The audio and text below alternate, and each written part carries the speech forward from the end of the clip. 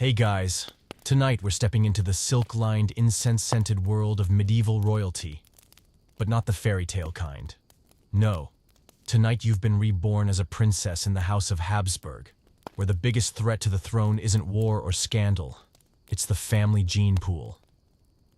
Welcome to a place where dinner conversations sound like family reunions, your fiancé probably shares your grandfather, and everyone has the same slightly unfortunate chin.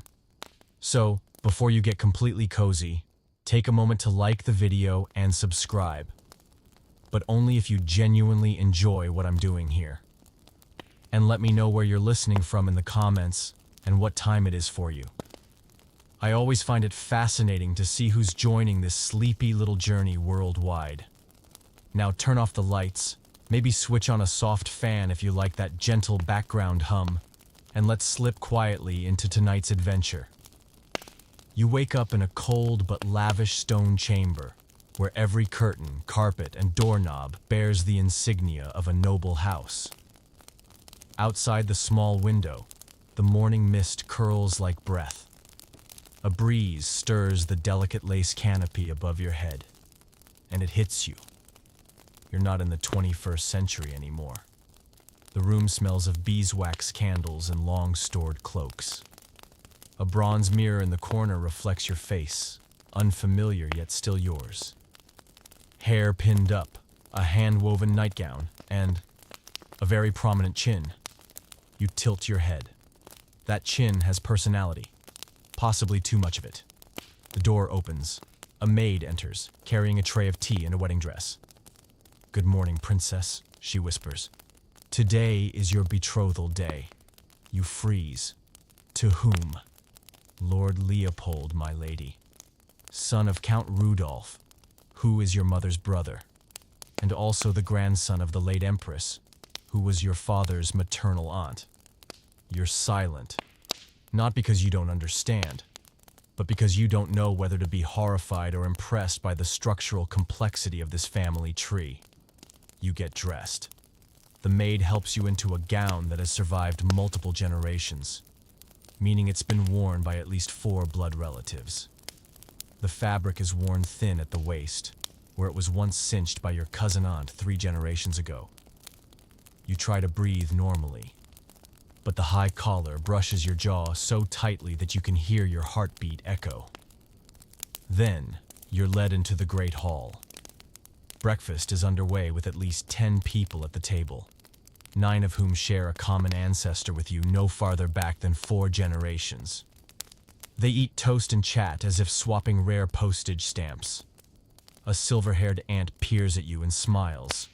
She has her mother's ears, but that chin, that's clearly from her father's side. You smile politely. No one needs to know you're fantasizing about burying your face in a bread loaf and vanishing from this genealogical reunion. At noon, you meet your fiancé, Leopold. He enters with a regal posture, cloaked in navy with golden trim. And when you look directly at his face, your stomach sinks. He looks exactly like you. You can imagine him in your silk scarf and your mother's perfume. "A pleasure to see you again," he says in a perfectly even tone. "We once played together, when you were 3, at my cousin's baptism, who was also your cousin." You nod and force a smile. "Yes, I remember. The raisin cake was lovely." That afternoon, you study etiquette with an elderly noblewoman. She teaches you how to bow without dislodging your headpiece, raise a wine glass without exposing your elbow, and, of course, hold your face at a perfect 3/4 angle so your chin looks commanding, but not declarative. You understand why every family portrait has that same distant, side-facing gaze toward a window. Perhaps in each of those moments, your ancestors were also wondering, "Is anyone in this room not related to me?" You're seated at a mahogany desk by evening, writing in the leather-bound journal gifted on your coming of age. The first page bears a pre-written inscription: "Our bloodline, glorious and pure." You sigh, flip to a blank page, and write, Day 1. I'm about to marry someone with the same eyes, the same chin, and possibly the same blood type. Outside, chapel bells toll softly. You pull the blanket around your shoulders and lie still in the silent stone room. No cars, no emails, no texts from strangers. Just the wind and the quiet question. If I were born here, could I choose a different path? And as moonlight pours in through the window, you close your eyes and whisper a quiet promise, just to yourself. If I am the result of 1,000 years of tightly wound matchmaking, then I will be the first to untangle a branch. You're sleeping soundly when you're awakened by the soft rustle of silk and someone clearing their throat as gently as a breeze. A familiar female voice speaks beside your ear, soothing but radiating the kind of energy only 3 cups of peppermint tea can provide. Princess, the sun is up. It's time for your skincare. Before you even open your eyes, 3 hands gently lift your arms, 2 more steady your shoulders, and a 6th, from who knows where, is already untangling your hair. A typical royal morning, where you don't wake up naturally. You are ceremonially launched into consciousness. You open your eyes. 6 maids surround your bed, each assigned to a specific body part. Nearby stands a silver-haired aunt, or maybe a great-aunt, familiar in that indistinct family tree spiderweb way. She watches you like she's about to conduct an interview. "Did you sleep well?" she asks softly, sounding like your answer will be recorded in the family archive. You nod, still unable to fully close your mouth because... chin. She nods approvingly and claps 3 times. Immediately, one maid steps forward with a warm towel, another sets a basin of scented water at your feet, and a third begins sprinkling dried flowers into your hairbrush. You're now the center of a self-care ceremony you had 0 creative control over. While brushing your hair, you glance into the bronze mirror on your vanity. Your hair has been swept into a gentle side wave, and behind you stands the aunt, flipping through a family genealogy tome the size of a sacred text. She's reviewing upcoming marriage arrangements within the family, occasionally eyeing you like she's verifying genetic codes. You whisper, "Is there something you need?" She replies, "Just checking if, after you marry Leopold, we can consider aligning with the Naples branch." You're unsure whether to feel honored, or like a cog in the Habsburg matchmaking machine. After your hair is done, and your skin is dabbed with almond oil, imported from Greece because the Habsburgs refused to apply anything to the face without at least one attached mythological backstory. You're dressed in your morning gown. Not just any dress. This is the first of 4 you'll wear today. Each layer has meaning. The first for purity, the second for bloodline, the third for duty, and the final one to hide the chin. You step into your dress like entering a velvet-lined box and exhale slowly. At least today, I'm not marrying anyone new. A maid leads you down the hallway, where morning light streams through stained glass and casts shimmering patterns on the cold stone floor. The aunt sticks to you like a determined chaperone shadow as you try to glide gracefully in your lead-heavy leather shoes. Remember, you have posture rehearsal before the banquet, yes? You nod, and you must practice tilting your head in a way that conceals your jawline. Another nod. And don't linger too long near the Prince of Tyrol. We're reserving him for your cousin. You don't nod. You bow slightly with tactical intent. You arrive at the breakfast chamber, where the table is already set. Hard bread, pungent cheese, and last season's fruit preserves await. Everyone eats delicately, knowing the most essential part of breakfast is sitting in the correct order. Every chair is numbered, and you must sit beside the person close enough in lineage to claim kinship, but not so close it triggers whispers. Today you're seated next to a girl your age in a soft violet dress. She tilts her head politely. "4th cousin, twice removed. We met when I was teething." You smile graciously. "Ah, yes. I hadn't learned how to keep my mouth closed yet. After the meal, you're escorted to the etiquette room. A stern governess waits, clutching a tome titled Grace in Motion. Today's lesson: how to cross a carpet without your skirt catching wind. You walk, bow, pivot, pause. Every move is corrected by a surgical ahem. You wonder, do men have to learn this? The governess reads your mind. Men learn to stand still and marry who they're told. Women, we learn how to make it look like our idea. You take another lap, unsure whether to laugh or cry. After class, you're invited to take fresh air in the garden. But even there, you are never alone. Two maids follow 3 steps behind. An aunt feigns reading on a stone bench. A guard stands beneath a tree, pretending not to watch, but watching. You sit. You look up. No clouds. No cars. Just swallows circling and the whisper of silk skirts in the breeze. You close your eyes, thinking, it's not even noon, and I've been proposed to, genetically screened, taught to bow, and warned not to flirt without committee approval. You exhale. Long. Quiet. Maybe this is just a normal day in the life of a Habsburg princess.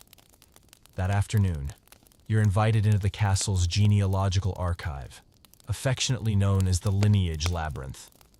It doesn't just house books and scrolls, but towering bloodline maps drawn in snail ink, stretched from ceiling to floor. The moment you step in, it feels like you've fallen into a puzzle game with no way out. Before you stand a massive hand-drawn chart featuring over 300 names linked by lines, arrows, and symbols of questionable sanity. Some names intersect 3 times.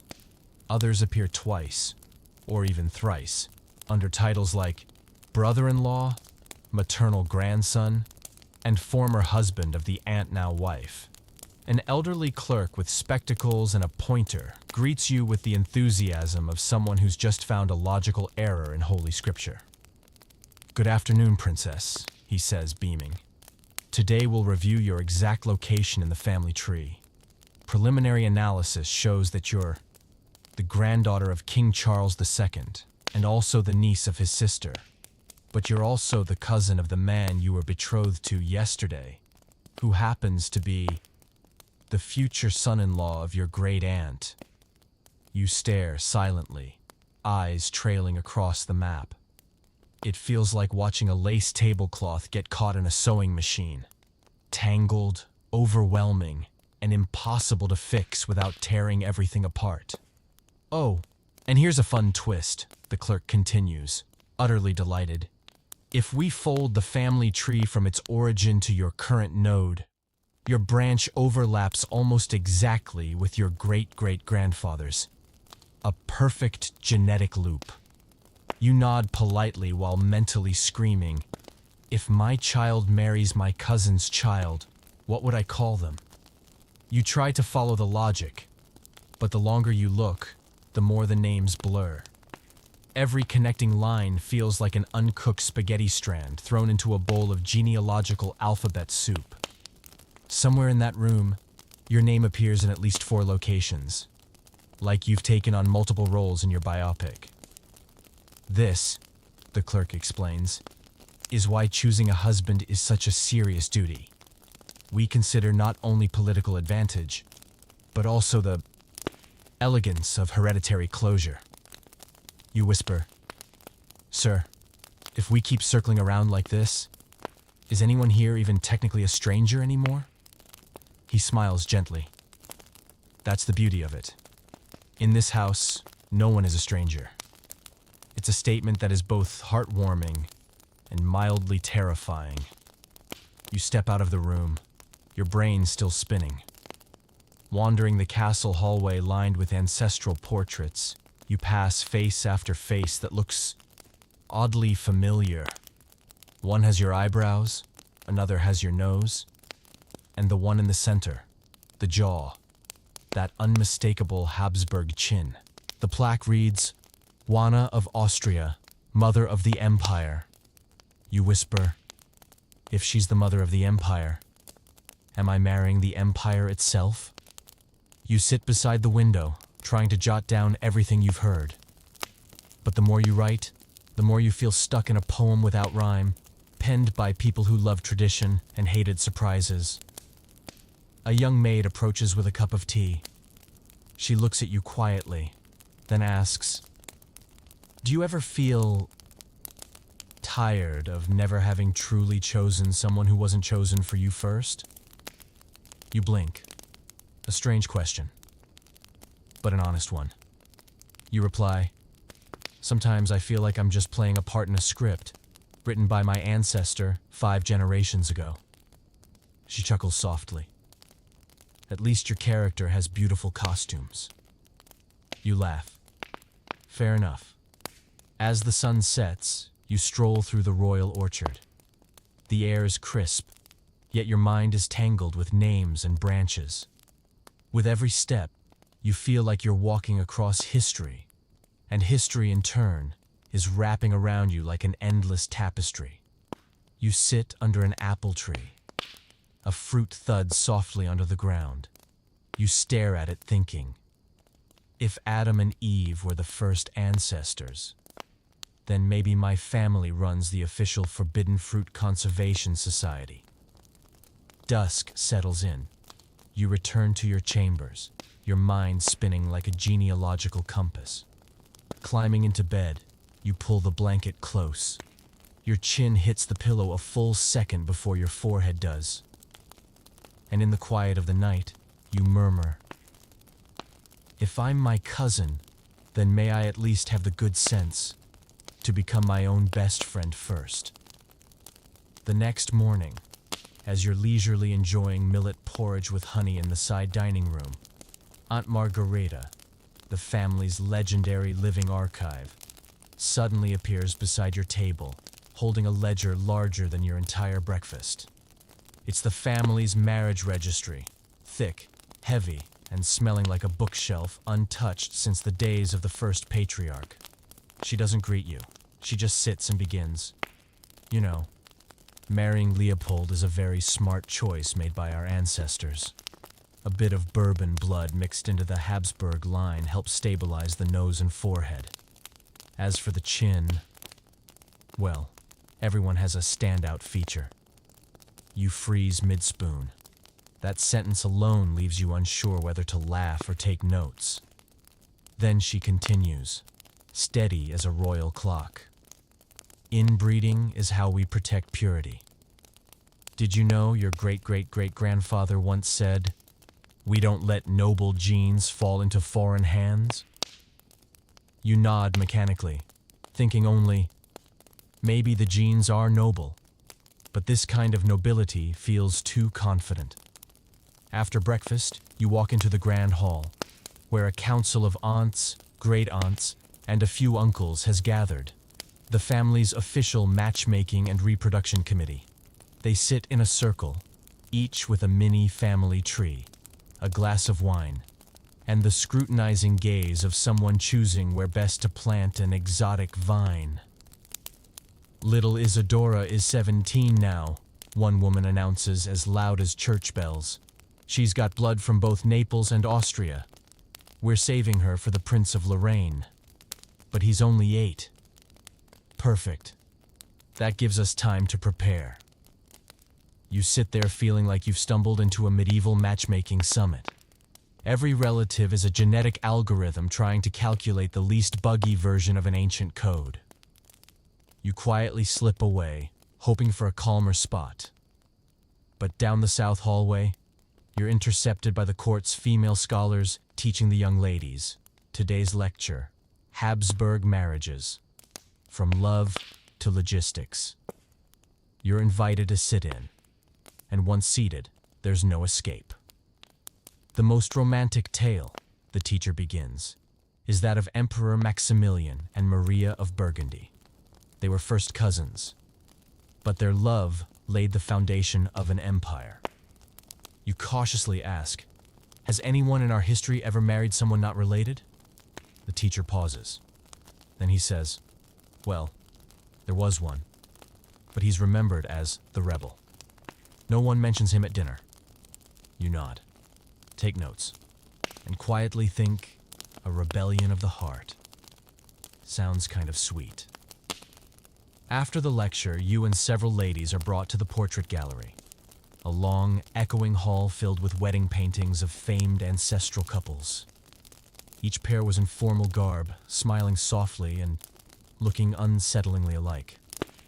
A girl next to you whispers, "See that pair? They're my great-grandparents, first cousins." You try to smile. "Yeah, that's clear." You stop at a large portrait of a couple holding hands. The woman's face looks eerily familiar. That chin, those eyes. You murmur, "Looks like me." A gentle voice behind you says, "That's your great-great-grandmother. Married 3 relatives. Almost married her brother once. Luckily, someone noticed in time." You turn. It's the elderly butler, smiling kindly, holding a pot of peppermint tea. You say nothing. Your mind is now a remix of royal lineage played on a loop. Back in your room, you pour a glass of cold water, then open your journal and write just one line. Here, inbreeding isn't taboo, it's tradition, and I'm living in a tradition, shaped like a chin. Night falls. You crawl into bed, pulling the blanket high. A strange feeling drifts through you. Part history class, part existential loop. And softly, barely audible, you whisper, "If love is freedom, maybe I'm falling in love inside a very beautiful prison." This morning, you wake up to the scent of frankincense and the distant echo of string instruments drifting down the hallway. A maid enters solemnly, holding a large portrait, which she sets beside your bed. Before you can even yawn, she announces, "Princess, today marks the anniversary of your parents' engagement. A momentous occasion, one we must study and remember." You sit up, still hazy, and look at the old portrait. The 2 figures gaze off toward some distant point, both at the same angle, with the same look in their eyes and the same firm jawline. After a moment, you realize that if you squint and glance, it's nearly impossible to tell which one is the mother and which is the father. The maid gently unfurls a scroll before you, a handwritten replica of the original engagement record, inked in brown and decorated with flourishes that look suspiciously like genetic spirals. "You know," she whispers, "they fell in love the very first time they met, at the wine festival in Innsbruck. Everyone said, 'What a perfect match,' like looking in a mirror." You swallow, unsure whether to feel touched or mildly chilled. Mirrors can be lovely, but falling for someone because they resemble you feels a little tangled. The entire day is dedicated to revisiting your parents' romance, a story considered exemplary in the palace. They first met at the wedding of a distant maternal cousin. Their first conversation, about bloodlines and marital policy. Their first dance, prompted by realizing they both descended from the same great-grandmother. You're led to the family library, where love letters between your parents are preserved in oak boxes. You read a few lines. They're not like any love letters you've read in fairy tales. There's no longing, no aching. Instead, "I hold you in esteem, for you bear the Austrian ears and the Spanish nose of my lineage. I was truly moved to see your forehead measures the same as our great-grandmother's." You look up from the parchment. Your heart doesn't flutter. It pauses, quietly. Then, it's time for the traditional portrait viewing. You're brought to the side gallery, where rare paintings depict royal couples and private moments. Your parents stand at the center of one, dressed in wedding regalia, fingers lightly touching, their gaze strikingly similar. The artist worked hard to make them look alike, enough that you might mistake them for twins cosplaying as newlyweds. Aunt Margareta, who has an uncanny ability to appear just as you're trying to rest, remarks with pride, Ours is one of the rare families to maintain visual consistency across generations. No surprises ever. You think, perhaps that's because everyone looks exactly like everyone else. That evening, you're shown manuscripts and sketches of your parents' wedding, illustrations of your father bowing, them seated at the ancestor altar and pouring wine in ritual. Every detail is noted, even when your father nearly confused your mother's grandmother with his own. You take notes, not because you're required, but because you've begun to wonder, what made the generations before you choose to live this way? Looping, enclosed, content with the same familiar mirror. You ask yourself, if my parents were thrilled, maybe they didn't see it as strange. But if that happiness came from never daring to think otherwise, should I follow? There's no answer. Just the evening bell, pulling you from your thoughts. Back in your room, you sit before the mirror, watching the candlelight reflect your eyes, nose, and that legacy-bound chin. You smile, softly, faintly, not quite sadly. You open your journal and write, "They loved each other because they were alike. But I'm not sure I can do that. When every time I look at him, I see myself staring back." That night, the wind whispers through the shutters. You lie still beneath the covers and drift into sleep with a single lingering question. Does love truly need sameness? Or is it a difference that makes us unforgettable? The next morning, before the first rays of sunlight could warm the cold stone floor of the hallway, you were awakened by the breakfast bell. A steady, echoing sound so familiar it made you feel like you were living inside a grandfather clock. A maid brought a light hand-woven wool robe, placed a pair of soft shoes by the bed, and whispered, "You say nothing. Your mind is now a remix of royal lineage played on a loop." Back in your room, you pour a glass of cold water, then open your journal and write just one line. "Here, inbreeding isn't taboo, it's tradition, and I'm living in a tradition, shaped like a chin." Night falls. You crawl into bed, pulling the blanket high. A strange feeling drifts through you. Part history class, part existential loop. And softly, barely audible, you whisper, "If love is freedom, maybe I'm falling in love inside a very beautiful prison." This morning, you wake up to the scent of frankincense and the distant echo of string instruments drifting down the hallway. A maid enters solemnly, holding a large portrait, which she sets beside your bed. Before you can even yawn, she announces, "Princess, today marks the anniversary of your parents' engagement. A momentous occasion, one we must study and remember." You sit up, still hazy, and look at the old portrait. The two figures gaze off toward some distant point, both at the same angle, with the same look in their eyes and the same firm jawline.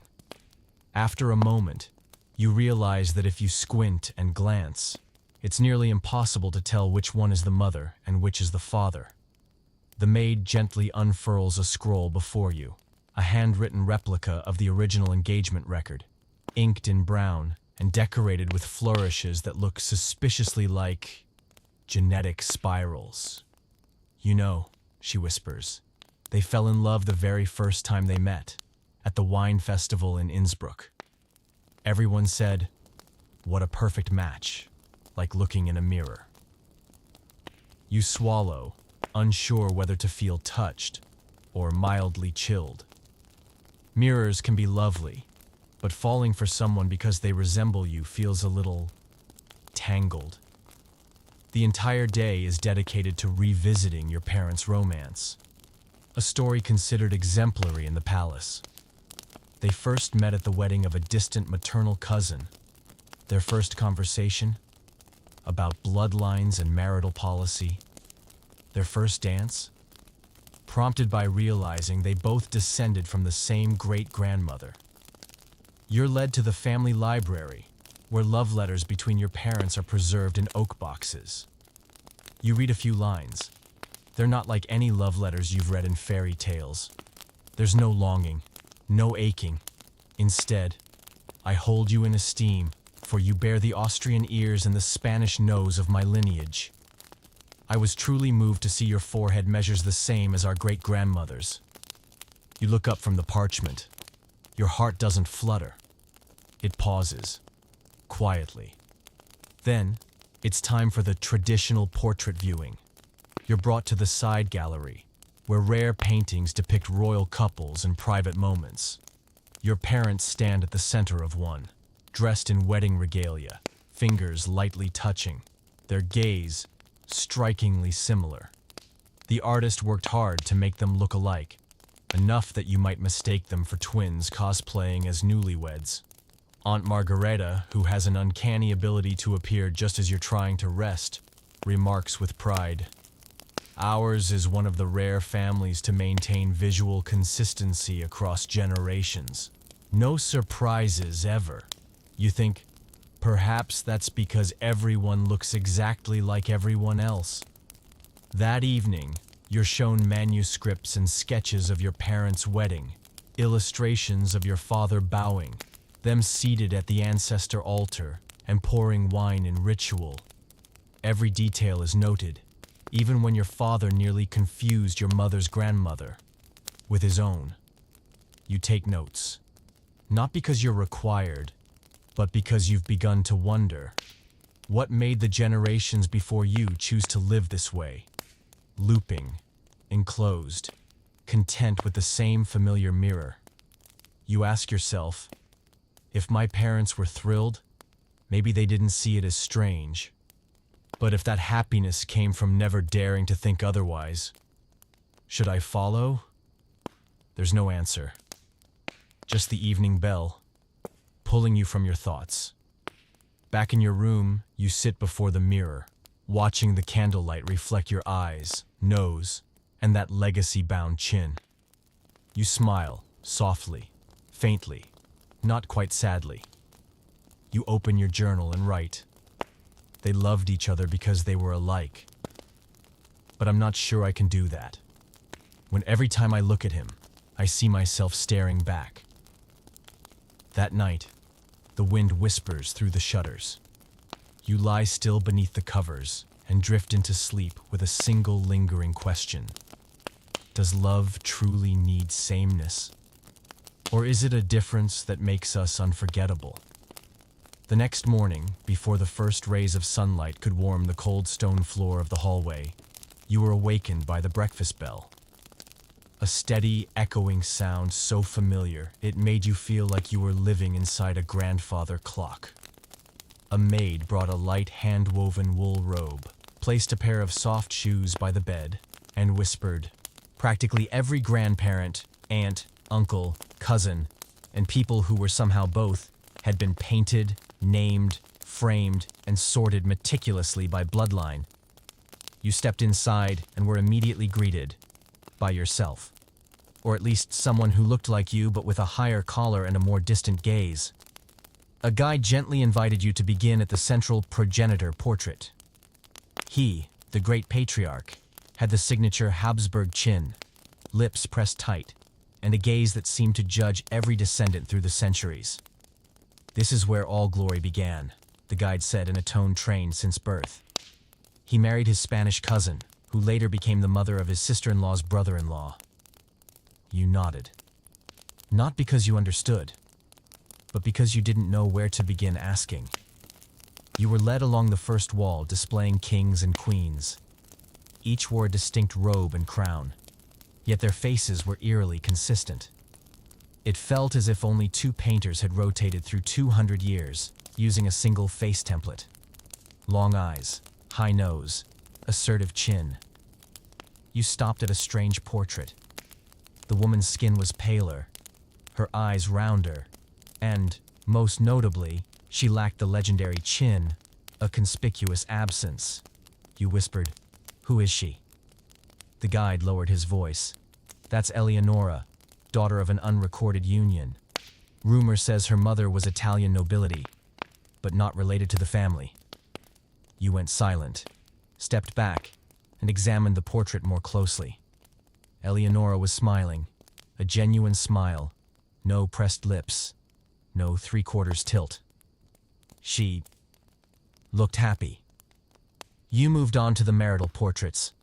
Most featured couples side by side, hands gently touching, expressions serene. But the longer you looked, the more they resembled faded photocopies. Later, artists tried to refresh the pieces with outfit changes and background swaps, but the facial sameness was impossible to mask. In one corner was the Maximum Consanguinity collection, not an official label, but one used by everyone in the palace. These portraits featured couples so closely related that a single mirror might have sufficed for both. One painting you couldn't even look at for more than 3 seconds. Husband and wife seemed so identical. You weren't sure which was the original. The guide explained, that generation reached the pinnacle of purity. You thought, or the pinnacle of refusing to look outside the window. You stopped before the final portrait, newer than the rest. Your parents' painting, your father in deep blue velvet, your mother in crimson red, standing beneath a laurel tree, hands entwined. They weren't smiling, but they weren't stern either. Just identical. You stared at it for a long time. Aunt Margareta once said, "We don't let heritage slip away. Every face is a printed piece of history." You whispered, "But what about feelings?"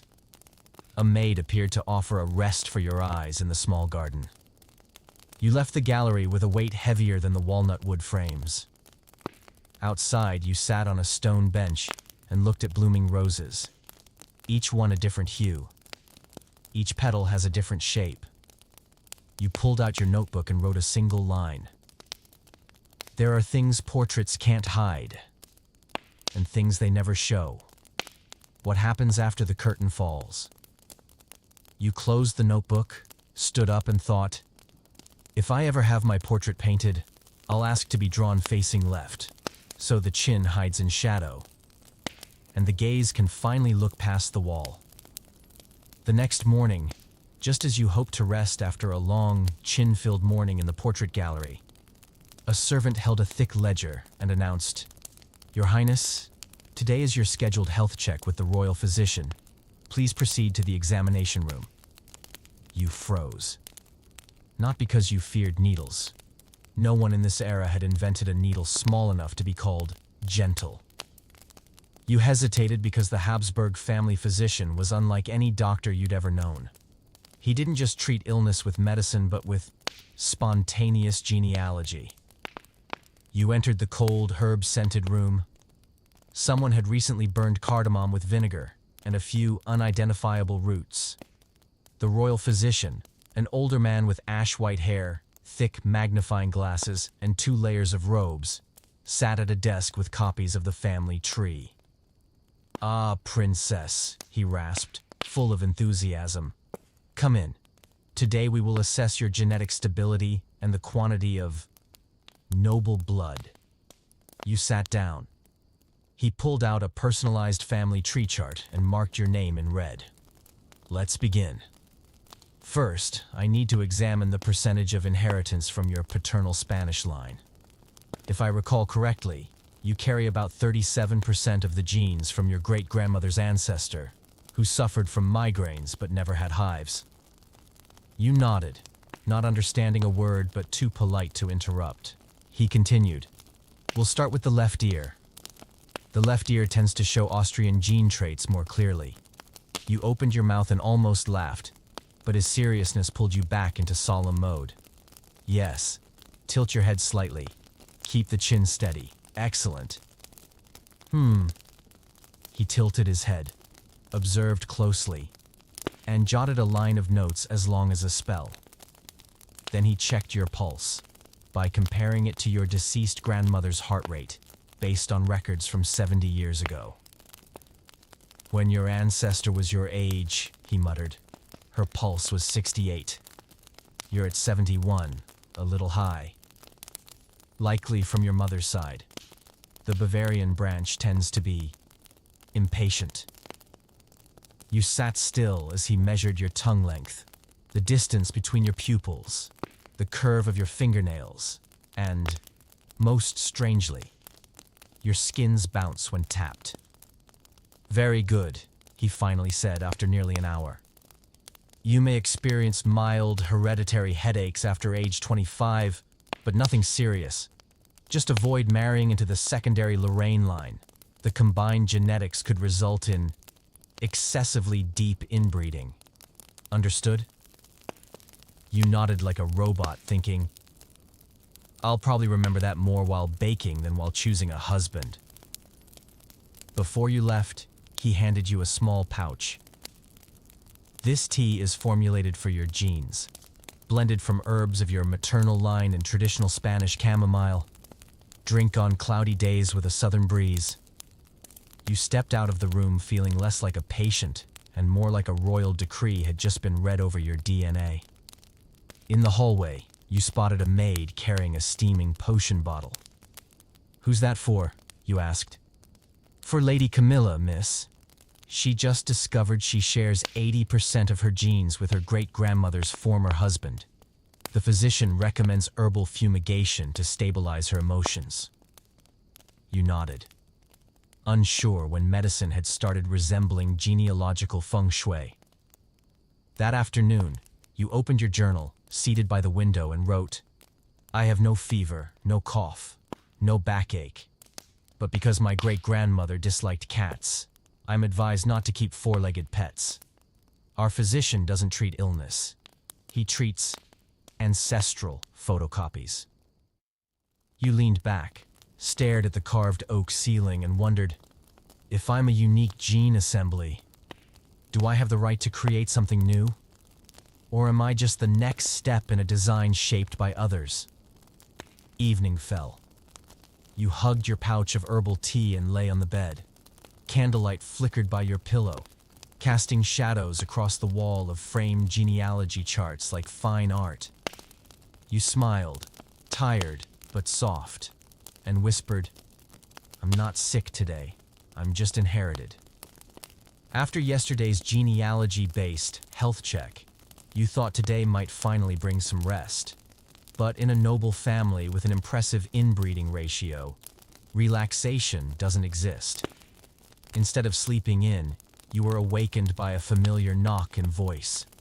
"Princess, it's time for your etiquette and expressive speech lesson."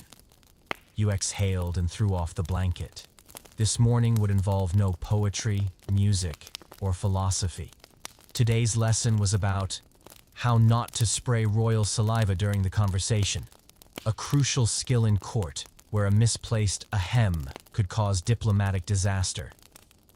You were led to a small pinewood room with a long table and a giant mirror tilted against the wall. Your instructor, Professor Ludwig, was already sitting there. Clad in a gray robe, balding, with precisely groomed whiskers and eyes sharp as a sewing needle. He didn't greet you with words, but with a nod calibrated to the millimeter. "We shall begin," he said. "Today, the princess will practice double consonants and learn how to adjust jaw tension to prevent excess wobbling." You sat upright. In front of you, the massive mirror reflected a version of yourself, pressing your lips together like you were about to swear an oath. Ludwig placed a thick, leather-bound book in front of you titled, "Noble Speech: How to Talk Like You Were Born to Rule, Not Drool." Lesson 1.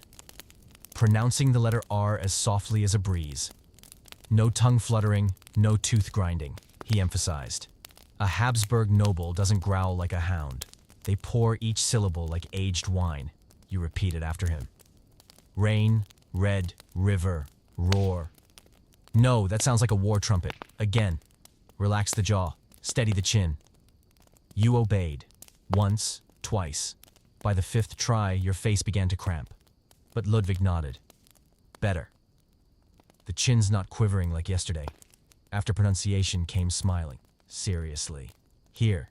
Smiling was an art form. Ludwig handed you a handheld mirror and instructed, "Smile 1, with the eyes. No teeth. Smile 2, Lift one corner of the mouth. Smile. 3. Nod gently, exhale through the nose, no visible gums. You tried smile 3 and felt like you were about to sneeze while holding in a cough. Ludwig scribbled, progressing. Not yet natural. Next was the no spittle conversation drill. You were given a thin cloth to place on your chest while he recited the test line. At the wedding feast, we shall toast endless prosperity. He then examined the cloth for moisture. You tried repeating it. At the wedding feast, we shall toast. The cloth came back slightly damp. Ludwig frowned. Lower your tongue. Remember, royal guests don't need spring showers. Then came facial expression exercises. He showed you how to look intrigued without widening your eyes, disagree without furrowing your brow, and receive sad news without dropping your lower lip. You trained all morning. By the end, your head was more tired than your neck. But Ludwig nodded solemnly. Today, the princess improved. At this rate, you'll give a speech at your wedding and no one will need to wipe their face. You stood, bowed, and left the room like a reprogrammed wax figure. On the way back, you practiced simple phrases in your head. I am walking, without tilting my chin. I am thinking, without grinning too wide. I shall speak, like a noblewoman, bone dry. Back in your room, you opened your journal and wrote, Day 9.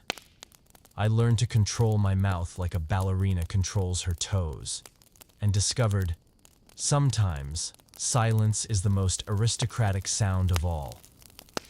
That evening, at dinner, you applied the lessons. When a great uncle recounted his boar hunting heroics, you nodded and gave smile too. When a great aunt praised your posture, saying it resembled your grandmother's grandmother, you responded with smile 3. You tilted your head and exhaled softly through your nose when asked about your marriage plans. No one had to wipe their face. After dinner, you sat quietly, sipping chamomile tea, realizing you hadn't just learned how to talk. You'd learned how not to say too much. A rare skill in a palace where everyone seemed to say the same things for generations.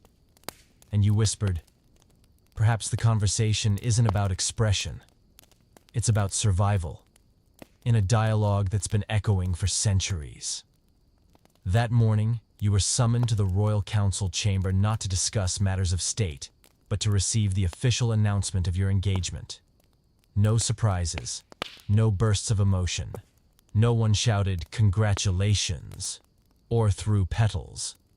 Because in your family, an engagement was simply a formality. Confirmation that the bloodlines had been thoroughly checked and weren't too closely entangled. You stepped into the grand hall with its high wooden ceilings and stained glass windows depicting historic weddings between people and their second cousins. Your parents were already seated at one end of the long table. Across from them sat Leopold's parents, your betrothed, whom you'd met just last week. No one exchanged warm glances. Instead, they opened family lineage books and nodded thoughtfully as if negotiating a business merger. You took your seat. Leopold leaned over slightly and whispered, "Hello." You replied, "How are you?" He nodded. "My cousin messaged me yesterday. Turns out we share a great-great-grandparent." You smiled politely. "Maternal or paternal side?" "Both." You both chuckled. Not out of humor, but because there was nothing else to say. After a few minutes spent verifying documents and family seals, the master of ceremony stepped forward and, in a voice as steady as rainfall, declared, "And so the two houses have agreed. The young lady, daughter of Count Albrecht, granddaughter of Lady Hilda, direct descendant of King Charles II, shall marry Leopold, son of Count Franz, bearer of the Tyrolean line and descendant of the Spanish branch." You didn't object. Neither did Leopold. No one expected you to agree verbally. In this room, silence was the highest form of consent. and you were better at silence than anyone else in the last 3 generations. There was no ring exchanged, only a velvet-wrapped scroll listing the 8 converging bloodlines of both families, sealed and tied in ribbon. You held it in your hands like a map into a maze you'd already been wandering since before you could walk. After the ceremony, you and Leopold were left alone in the hanging garden to have a private moment. But instead of exchanging tender words, you sat on a wooden bench, gazing at the pond. Silent. Calm. It was not awkward because both of you seemed to understand. Nothing you said now would change what had already been arranged. Eventually, Leopold spoke. "Do you like sparrows?" You turned, slightly surprised. "They're fine." He nodded. "Me too." A pause. You asked, "Do you have any hobbies?" He thought for a moment. "I like maps. And the history of dynastic marriages." You chuckled softly. "I like quiet." "Good," he said. "I don't talk much." The two of you returned your gaze to the pond. Fish swam in slow circles, much like your relatives chose their spouses. You exhaled, thinking, "We don't love each other, nor do we hate each other. We're just 2 people in a boat set afloat by our great-grandparents. Now we just have to keep paddling. As long as it doesn't tip, we'll be fine." That afternoon, you were taught how to write the official engagement announcement, not for friends, but for distant family branches. They needed time to prepare gifts and seating charts and ensure no one wore the same color as the bride, who might also be their cousin. You copied the template by hand. "I, Princess of the House of Habsburg, descendant of Charles II and Isidora of Tyrol, hereby announce my engagement to Leopold, bearer of 2 of the rarest noble bloodlines in Europe. Our wedding shall be held at Elmsborg Castle during the 2nd lunar week." You folded the letter and sealed it with wax. It felt more like signing a mortgage contract than announcing a marriage. That evening, the castle celebrated with an even quieter dinner than usual. No toasts, no music, just a harp softly strumming in the corner, and the scent of fruit-filled pastries wafting through the hall. You looked across the table at Leopold. He looked back. You both raised your glasses gently. No one said, "Congratulations." Just a quiet glance that said, "We'll go through with this. Not out of love, but because we were raised never to ask why." Back in your room, sitting at the edge of your bed, you opened your journal and wrote in small script. "Today's engagement passed like a breeze that's been charted since my great-grandfather's time." You closed the book, pulled the blanket to your chest, and exhaled, long and slow. The next morning, you woke up later than usual, not because anyone permitted you, but because last night's engagement ceremony had drained you completely, even though you hadn't said a single word, exhausted without speaking. That's the survival art of a Habsburg noble. You stepped into the hallway, still groggy. A maid greeted you with a polite smile and handed you a delicately scented card. "Afternoon tea with Lady Elizabeth, West Conservatory." You blinked. Elizabeth? She'd been your friend since childhood, or more precisely, your 3rd cousin on your mother's side. Part-time confidant, part-time rival in embroidery competitions, music recitals, and the eternal struggle to wear non-matching dresses at formal banquets. You arrived at the conservatory at 3. The afternoon sun filtered through pale pink stained glass, casting floral patterns and soft colors across the stone floor. Elizabeth was already seated, wearing an ivory gown delicately embroidered with irises, the symbolic flower of pure bloodlines. She smiled and waved. "Darling, come sit. I just had the maid prepare Austrian-style chamomile, your favorite." You nodded and sat down. Inside, you felt a strange mix of warmth and caution, like spotting a cat purring just a little too sweetly. "I heard you got engaged to Leopold?" she asked, her voice as light as whipped cream. You nodded. Yes, the ceremony was yesterday. Elizabeth took a sip of tea and smiled. Ah, Leopold. Such a gentleman. Do you remember? I danced my first waltz with him when we were little. You offered a polite smile. Right. I remember. You tripped on your hem, and he nearly fell backward. Exactly.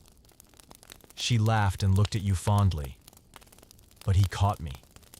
Such steady hands, truly. You weren't sure how to respond. Inside, a little bell rang. Cousin is testing the waters. Elizabeth continued pouring tea and casually asked, Have you had many long conversations with him yet? He doesn't speak much, but he's so deep. Once, when I told him about the rose bushes in the garden, he stayed silent for 15 minutes. Then finally said, Every rose has thorns. Don't you think that's profound? You nodded, not wanting to disturb the gentle atmosphere, but your thoughts whispered, profound, maybe, or just needs translation.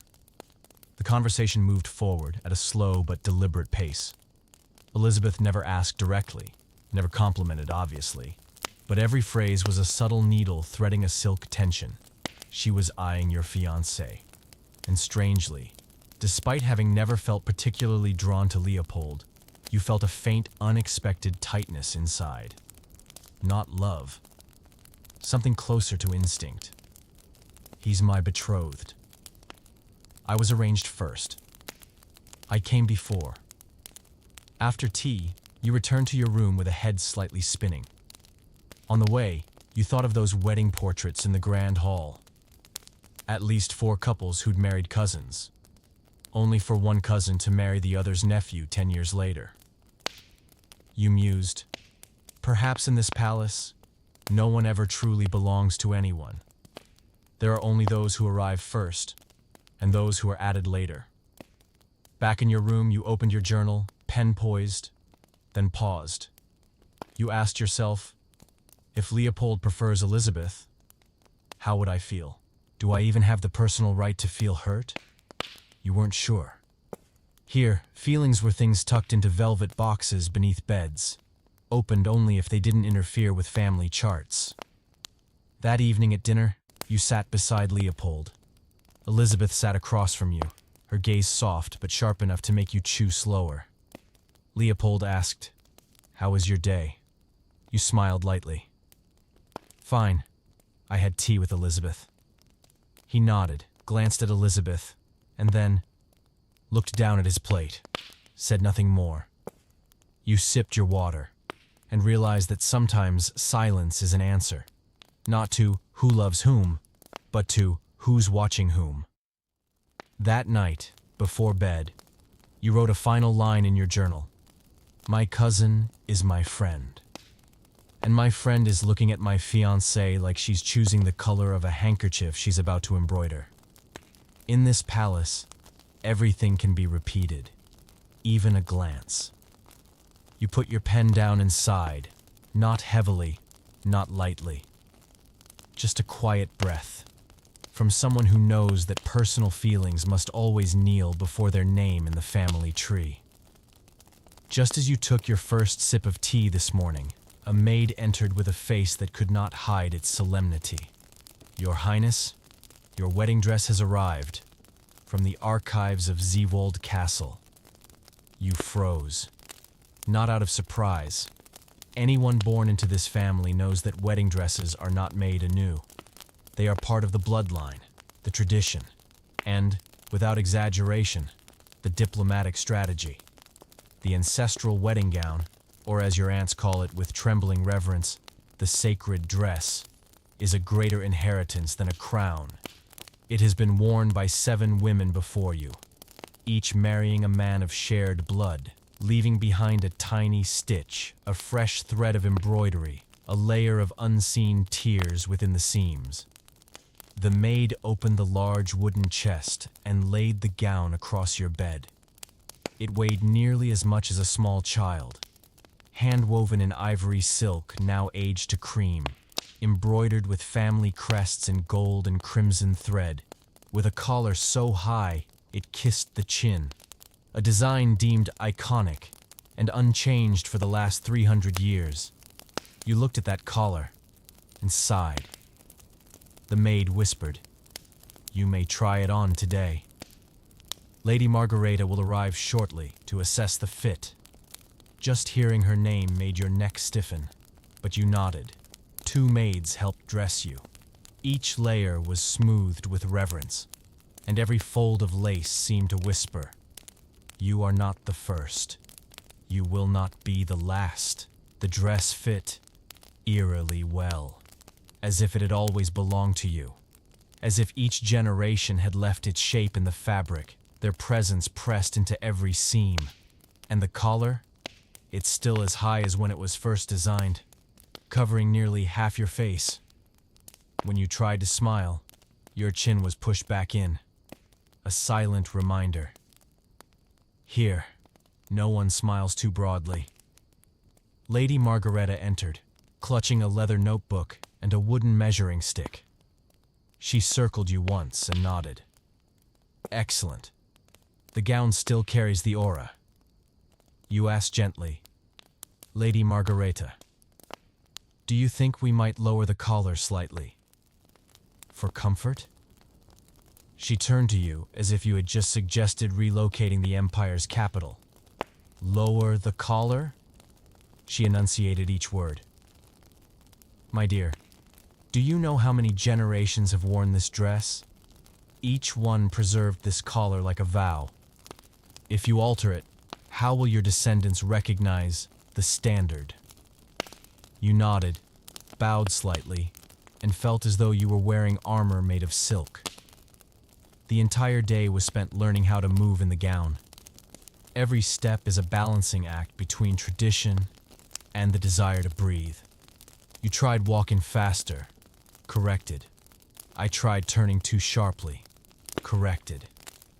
Eventually, you learned to glide like a swan with bound feet, graceful, elegant, and breathless. By late afternoon, you were allowed to rest. A maid brought an old book, a record of notes written by the 7 women who had worn the gown before you. Each had written one sentence in a tiny pocket hidden beneath the dress. You opened it and read. The first wrote, "I married my cousin, but the dress was so beautiful, I forgot everything else." The third wrote, "The collar is too high, but better to suffocate than be deemed unrefined." The most recent, 32 years ago, wrote, "May my daughter or niece or someone with this same chin wear it next, and please, don't change the collar." You smiled to yourself, unsure whether you were truly amused or just uncertain how else to feel. You returned to your room, sat before the mirror, and stared at yourself in the ancestral wedding gown. Part of you felt honored. Part of you felt like you'd stepped into a beautifully carved box, without a lid. You opened your journal and wrote, "I just tried on my wedding dress. I'm the 8th to wear it." Each one left something behind in the fabric, and maybe in the chin. Then you closed your eyes and exhaled slowly. Inside, a quiet, unshakable question echoed. If we all wear the same dress, does anyone truly live a life of their own? Just as you finished tying the ribbon on your silk house dress that morning, a maid burst in with a face stretched tight as harp strings, clutching a stack of papers thick enough to be mistaken for a royal chronicle. "Your Highness," she said, "the wedding guest list has been finalized. Lady Margareta requests your review." You sat down, bracing yourself as if about to open a 3,000-line epic poem. This stack wasn't just a guest list. It was a camouflaged family tree, unrolled and repurposed into a wedding banquet. The first sheet was a seating chart. You noticed immediately. It wasn't arranged by social rank or emotional closeness, but by genetic proximity. At the main table, besides you and Leopold, would be both sets of parents, the pillars of this historic genetic merger. Your paternal grandmother, who once married her cousin. Your second cousin, who was nearly engaged to Leopold as a child, missed eligibility by 1 year. The side tables, that's where things got creative. You read on. Table 2, those who were almost brothers-in-law and sisters-in-law. Table 3, maternal relatives who switched branches due to political shifts. Table 4, Tyrol blood with a hint of Lorraine. Table 5, unverified, has the chin, but source unknown. You paused at Table 9. Descendants of the couple who wore the ancestral gown but bore no children, attending out of courtesy. You set the paper down. It felt like reading a choreographed opera in the language of genetic inheritance. In the section titled Special Considerations, you found Prince Enrique's family, not to be seated near Lady Isadora due to unresolved tensions dating back to the 1652 wedding. Lady Teresa not invited, no longer bears family genes after remarrying outside the bloodline. You blinked, not out of surprise, but fatigue. The list was longer than the libretto of an opera where you weren't even the lead. A maid poured you tea. You leaned back and asked softly, "How many of these guests actually have no blood ties to me?" She smiled gently. "Perhaps the harpist in the corner, though. He's the godson of your distant great-aunt." You sighed and kept reading. On the back page, post-ceremony group portrait plan. A note in red ink read, Group 1, descendants of Ancestress Isadora, stand to the left. Group 2, Spanish Lorraine branch, stand to the right. Mixed or undetermined lineage, stand in the center, slightly bowed. You sat there, chin propped on the very chin of your Habsburg lineage, and realized that this wedding was no longer a personal event. It was a full-scale genetic exhibition, a festival for bloodlines. That afternoon, you walked into the grand hall, being prepped for the ceremony. Servants bustled about, tying flowers to columns and draping silk over rows of seats.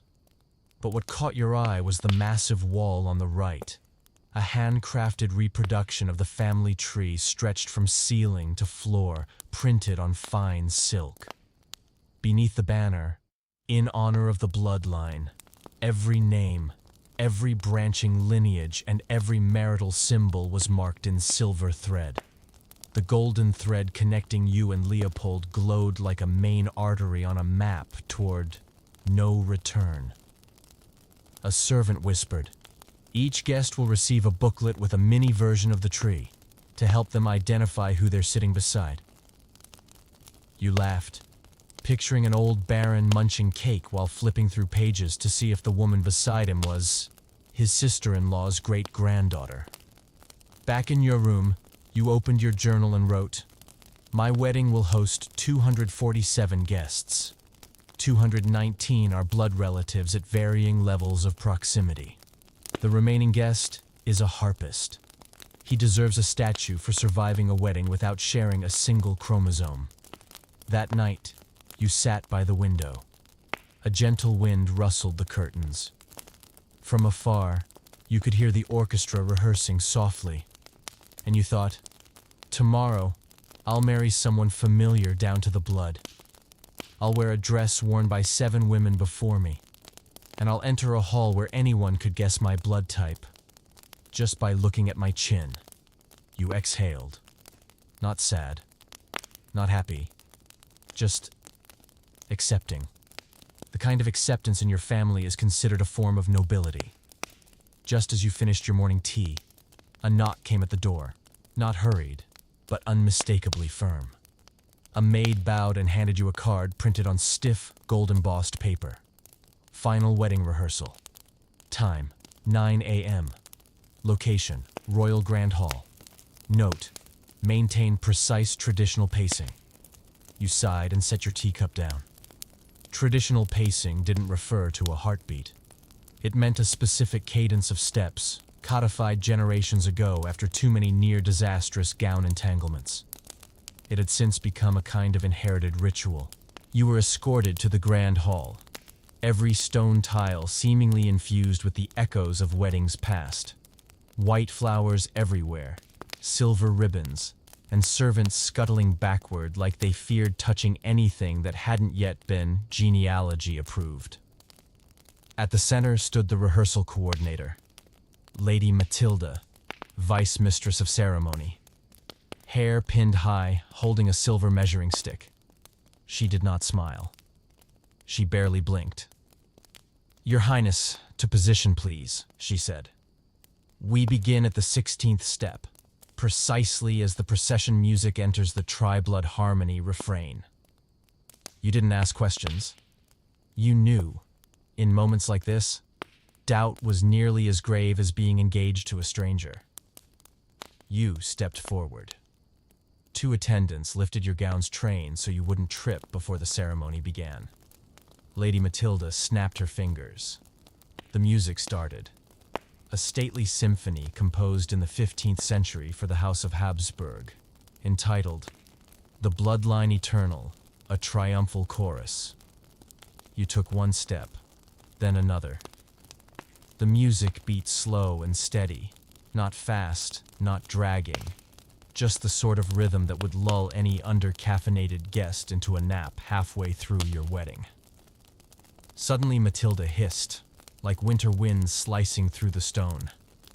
"Step 11 was off axis, back, spine not aligned with the posture of Ancestress Maria." You turned and exhaled. The 3rd time that morning you'd been compared to Maria, famed for never bowing, even when stepping over mousetraps. You restarted, followed the floor markers. Each step had to land on a tile etched with a silver rose, your family's symbol of marital steadfastness. Legend had it, if a bride stepped off the roses, her children would be born with off-centered chins. You weren't about to test that theory. Next came greeting the families, where you had to incline exactly 17 degrees, bow low enough for your forehead to be visible, but not so low your bangs hid your heritage. Your gaze had to flick across the guests as though you'd memorized everyone's lineage since age 3. "Don't linger on anyone from branch line 3, Matilda warned. "It suggests romantic interest." You nodded, barely. Your jaw was sore, but surrendering wasn't in your bloodline. Then came the hand-holding segment. Leopold entered Cape Crisp, his smile soft and rehearsed over 3 days. You stood opposite him. Per protocol, your hand rested in his for exactly 7 seconds. Matilda counted aloud. 1, 2, eye contact, 3, no head tilt, 4, 5, stillness, 6, 7, release. You both withdrew your hands and turned outward to bow to your ancestors. It is a graceful move, with no room left for personal emotion. You glanced at him and whispered, "You all right?" Leopold nodded. "You?" "Chin's a bit numb," you replied. He smiled faintly. "We're alike, then." The rehearsal ended after 2 hours. You returned to your room with shaky legs but a strangely clear head. You had just completed what many called a wedding without vows. You sat, opened your notebook, and wrote, "Today I learned how to walk like my foremothers, bow like my great-grandmother, smile like my cousin, and hold a hand like sealing a contract." Nothing felt wrong, just a little like puppetry. You closed the notebook and looked into the mirror. Everything was in place. The dress, the collar, your posture. Yet your eyes held something both startled and steady, as if asking yourself, can love really slip between footsteps laid out centuries in advance? And you whispered, if it can, then let it begin with one step off the silver rose. You awakened to the sound of church bells ringing long and low, and the overwhelming scent of orange blossoms filling the room. A maid draws back the curtains and softly says, "Your Highness, today is the great day, when bloodline and tradition shall unite beneath the sacred dome." You sit up, unhurried. Something in you drifts like incense. Not sadness, not joy, just reality. The ancestral wedding gown is already hung beside your bed. Still, the same heavy ivory fabric, the same towering collar like a declaration, the same golden embroidery threaded with the hopes of 7 women before you. The maids help dress you, one layer at a time, a sacred ritual, heavy in both symbolism and, quite literally, weight. You're adorned with traditional face powder, made from crushed lavender pollen and a touch of ivory dust. Your hair is swept up high and pinned with silver combs engraved with your family's crest. Everything is flawless, not by your feelings, but according to the ceremonial manual that reads longer than a liturgy. Below the castle, wooden wheels clatter against stone. The guests have arrived. Dressed in ceremonial attire, they bring engraved invitations, miniature family trees, and, if important enough, badges indicating their exact branch of the bloodline. You're led to a waiting room near the chapel, hidden behind thick curtains to keep the bride unseen by the groom. Though truthfully, you've met Leopold far too many times in genealogical charts already. Seeing him in person now is more of a confirmation that his lineage followed the correct turn. Lady Margareta enters and adjusts your collar one final time. She whispers like a priestess, "You'll do well, dear. Because today, you carry not just your name, but 800 years of family calculation." You offer smile number 3, the kind that reveals no teeth. The music begins. A royal composition, written especially for weddings like yours, modestly titled, "The Harmonious Assembly of Pure Lineage." You step out, escorted by your father, the same man who married your mother in this gown on this stone path. The guests all rise, but no one gasps, no one weeps. Instead, heads nod gently as though confirming the fulfillment of an ancient contract. You glance around. The feast is already laid out. Banners embroidered with your crest stretch from the altar to the cake table. The cake itself is a 3-tiered replica from the reign of King Charles II, filled with almonds and dried figs, structured for both longevity and lineage. You approach Leopold. He stands tall, hands gently over his heart, just like they taught in wedding posture class number. 2 inches. You both nod. No words are needed. The script was written generations ago. The priest opens the holy book. He doesn't ask, "Do you take this man?" Instead he reads, "We gather to witness the union of 2 noble bloodlines, a continuation of heritage proudly chosen, preserved, and extended through the will of our ancestors." You listen, but your mind drifts beyond the chapel walls. You wonder, has anyone ever objected to one of these ceremonies? Then answer yourself. If they had, they're probably no longer included in the family archives. The ceremony concludes. You and Leopold sign the marital accord. Your hand trembles slightly. They'll say it's due to sacred emotion. You're handed a silk handkerchief and walk through an arch of flowers. The guests toss not petals, but slips of genealogical excerpts printed on fine paper, fluttering through the air like a declaration. You married this man because his great-grandfather once shared a grandmother with your aunt's sister-in-law. The banquet begins. Every guest is given a handbook, not of the food, but of the surrounding bloodlines. There's even a game. Find the person with your matching forehead slope in under 3 minutes. You sit in the center of it all, wearing the ancestral gown, beside a husband you don't dislike, but don't yet love. You raise your glass of grape wine and smile politely. Around you, 200 faces mirror your chin length, eye spacing, and voice timbre refined through inheritance. In your mind, you pen a journal entry. Today I married a man. Not because I wished it, but because everyone wished my blood would stay intact.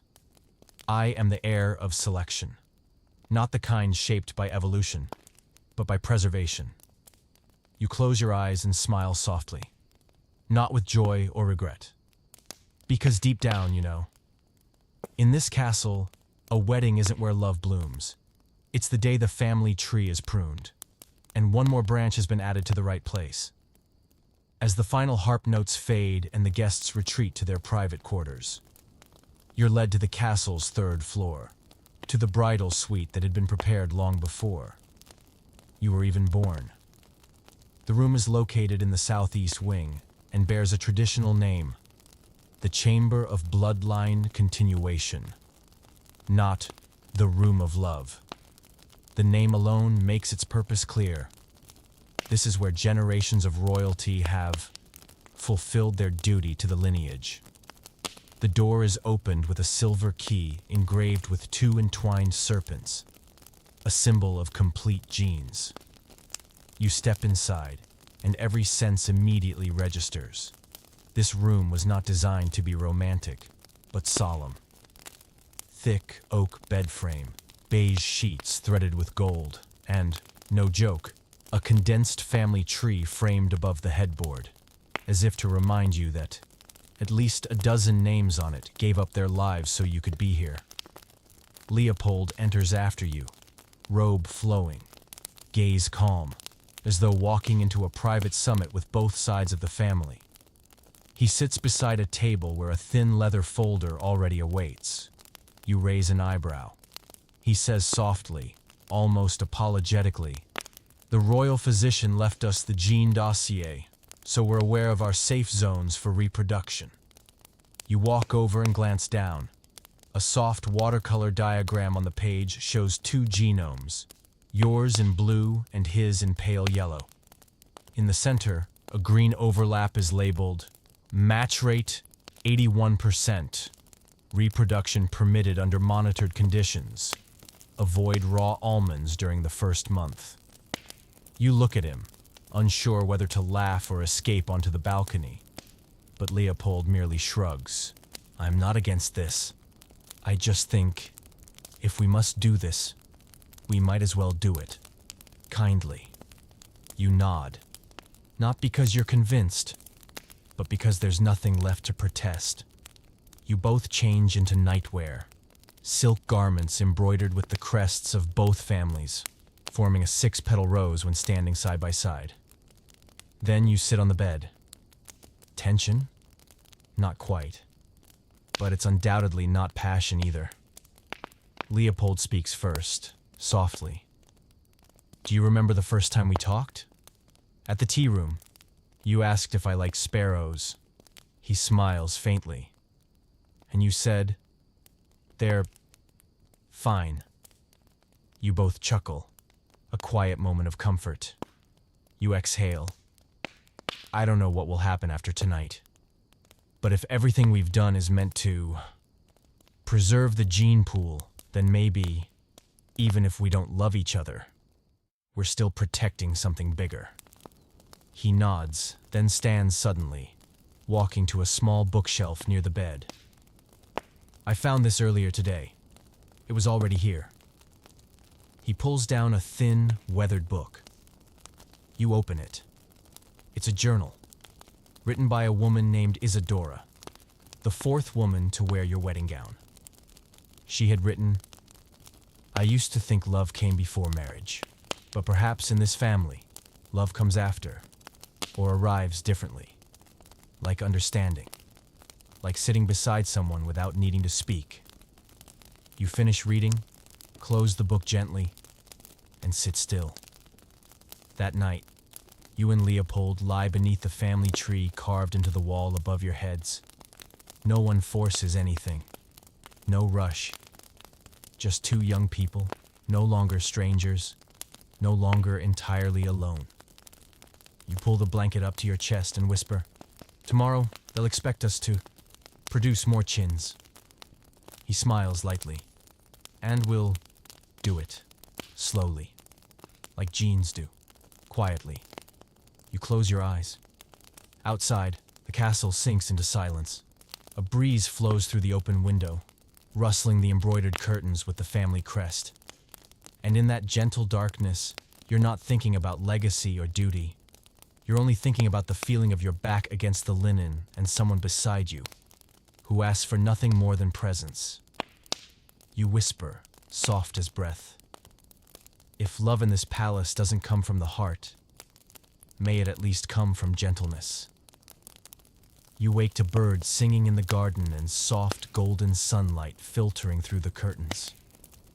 No one knocks, no one calls your name, no bells, no reminders from Lady Margareta. Just you, the large bed, and a sweet stillness after a night that you wouldn't quite call sweet, but definitely relieving. Leopold is still asleep, his breath steady like a ticking clock. You quietly slip out of bed, wrap yourself in a soft silk robe, and step to the window. In the courtyard below, a flock of sparrows hops around the fountain. You remember Leopold's first question about sparrows, and something inside you softens. Before you can turn back, there's a knock at the door, light but firm. A servant bows and hands you a piece of thick paper sealed in red wax along with a quill. Your Highness, the Family Health Council requests confirmation that the wedding night proceeded successfully for genealogical monitoring purposes. You're not shocked. You don't even laugh. You simply nod, take the paper, and open it. The title reads, Royal Copulation Confirmation, Discrete Evaluation Form, Form G.02. Below are the fields to fill in. 1. Morning physical state. Well, slight fatigue, in need of more tea. 2. Harmonious indicators between partners. Shared eye contact. Mutual agreement on room temperature. 3. Lineage continuation potential. Positive. Requires observation. Submit hair sample for further testing. You sit at the writing desk, staring at the quill like a ceremonial sword. Then you check, well, shared eye contact and positive. After all, you think, if love in this world can begin with silent nods, then maybe 3 ticks on a form is also a kind of acknowledgement. You hand the form back to the servant. She bows and disappears behind the door like a whisper of steam. Back in the room, Leopold is awake, eyes absent-mindedly fixed on the ceiling. You sit beside him on the bed and ask, "Did they make you sign one too?" He nods and holds up his copy. You both glance at each other and smile. Not broadly, but enough to feel that a shared smirk might be the first step toward closeness in a marriage governed by genetics and charts. You have breakfast in your room. Dark rye bread, goat cheese, and rose tea. On the tray is a small note. The Family Council requests your presence for an urgent meeting. Topic: post-wedding assessment and heir production timeline. You chew your bread slowly and exhale. After breakfast, you wear a simple formal gown and head to the northern meeting room. Lady Margareta, Count Franz, your mother, and your father-in-law are all present. A miniature model of the family tree is on the table, made of carved wooden blocks. Lady Margareta opens the meeting. We are pleased the wedding proceeded perfectly, but the most important matter is still ahead, securing the next generation. You nod, not out of agreement. However, in this place, nodding is the baseline requirement for survival. A clerk places a thick book on the table. The Egg Schedule, Ancestral Ovulation Calendar of the House of Habsburg, updated edition. You glance at Leopold. His face remains calm. You turn back to the council and ask, "So, what's the proposed timeline?" Count Franz responds, "As tradition dictates. First year, a child must be produced. Gender isn't critical, but the lineage must be unmistakable. We'll assign regular physicians, and of course, weekly reports. You nod. What else can you do? After the meeting, you return to your room and open your journal. You write, first day after marriage. I signed a form stating I don't dislike my husband. The family rejoiced. They saw it as a sign of genetic compatibility. I see it as the beginning of a life programmed entirely by ancestry. You close the book, stand up, and leave the balcony. The sky is cloudy, but still bright. You hear Leopold speaking with a servant about where to place a new bookshelf. And you think, maybe love, if it comes, will arrive in the smallest of things. Like sharing the same taste in pastries or hating the same curtains. Or agreeing that a post-coital form is a bit much. You sit down and take a deep breath. If this is day 1 of marriage, then I really hope day 2 doesn't involve a saliva test. The next morning, you're awakened by a silver tray of tea and a familiar announcement, so familiar that you no longer find it surprising. Your Highness, the escort party is ready. Today is the departure for your royal honeymoon. You sit up, one eyebrow raised. Just the two of us? The maid smiles politely, though her eyes can't quite hide a trace of sympathy. No, Your Highness. A few family members will accompany you, per tradition. A total of 43, including your husband's relatives, the maternal branch, the uncles, and several aunts who have valuable honeymoon experience to share. You drop your head into the pillow. 30 minutes later, you're sitting in a gilded carriage, gently rocking over cobbled roads. Beside you is Leopold, quiet as always. But this time, his eyes carry a flicker of mutual resignation. Behind you are 2 more carriages, one carrying his great aunt, who's had 3 honeymoons and insists on bringing her own tea set. The other packed with 8 cousins, each carrying a suitcase filled with family tree replicas. You turn to Leopold and whisper, "Feeling relaxed?" He exhales, as relaxed as one can be while honeymooning with someone who once midwifed my father. You chuckle softly, a tired laugh, but one of surrender. The royal retreat is calm and scenic in the Tyrolean mountains, with burbling waterfalls and evergreen forests.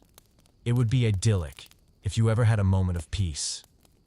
From the moment you arrive, you're surrounded by aunts, uncles, and cousins, all eager to share wisdom or observe how well you two mesh. The first meal begins with a toast from the family elder.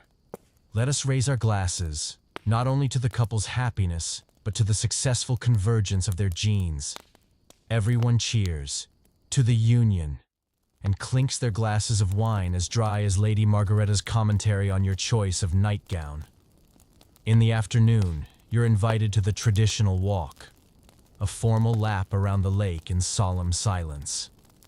Everyone holds hands, not for affection, but to ensure perfectly synchronized posture, as done in generations past. You and Leopold walk in the middle. Ahead, one of his cousins murmurs to an aunt, "I think the princess's chin is still a little soft. Hopefully, our side's genes will correct that in the next generation." You grip Leopold's hand. He whispers back, "Don't worry. I inherited the strongest chin on my father's side. They'll be pleased." That evening, you're ushered into the family game. Guess the ancestor. Everyone is handed an old portrait and must match it to a family branch. The winner gets the first pick of dessert. You lose 3 times in a row because everyone shares the same nose and hairstyle. Afterward comes story hour, where each relative shares a post-wedding anecdote to inspire the new generation. One elderly aunt recalls her honeymoon in this town, admitting she couldn't recognize her husband for 3 days because he looked too much like her cousin. You smile and nod, that familiar nod when you're unsure whether to be moved or mildly alarmed. At night, you and Leopold return to your room. Finally, just the two of you. You sit by the bed, pour tea, and glance at him. "Isn't it weird," you ask, "that our honeymoon includes dozens of people who share at least 10% of our DNA?" He nods. "Yes, but at least they're not in the bed with us." You laugh softly. Both of you fall silent for a moment. Then he asks, "If you could choose again, would you honeymoon somewhere else?" You shrug. "Maybe. By the sea. Just wind. No one asking about my nasal structure or forehead curve." He nods. "We'll go. One day. But first, we survive the Genetics Council retreat." You lie down, eyes closed. Outside, the giggles of his cousins drift through the air like a genetic symphony. You open your journal and write your final line of the day. "Today was the first day of our honeymoon. I laughed 8 times, sighed 12, and was reminded of my noble bloodline. 25 times. Love may not have taken root, but patience seems to have found fertile ground." You close the book, pull the blanket up your chest, and exhale slowly. The next morning, you wake up in the honeymoon suite, where sunlight streams through lace curtains embroidered with your husband's family crest.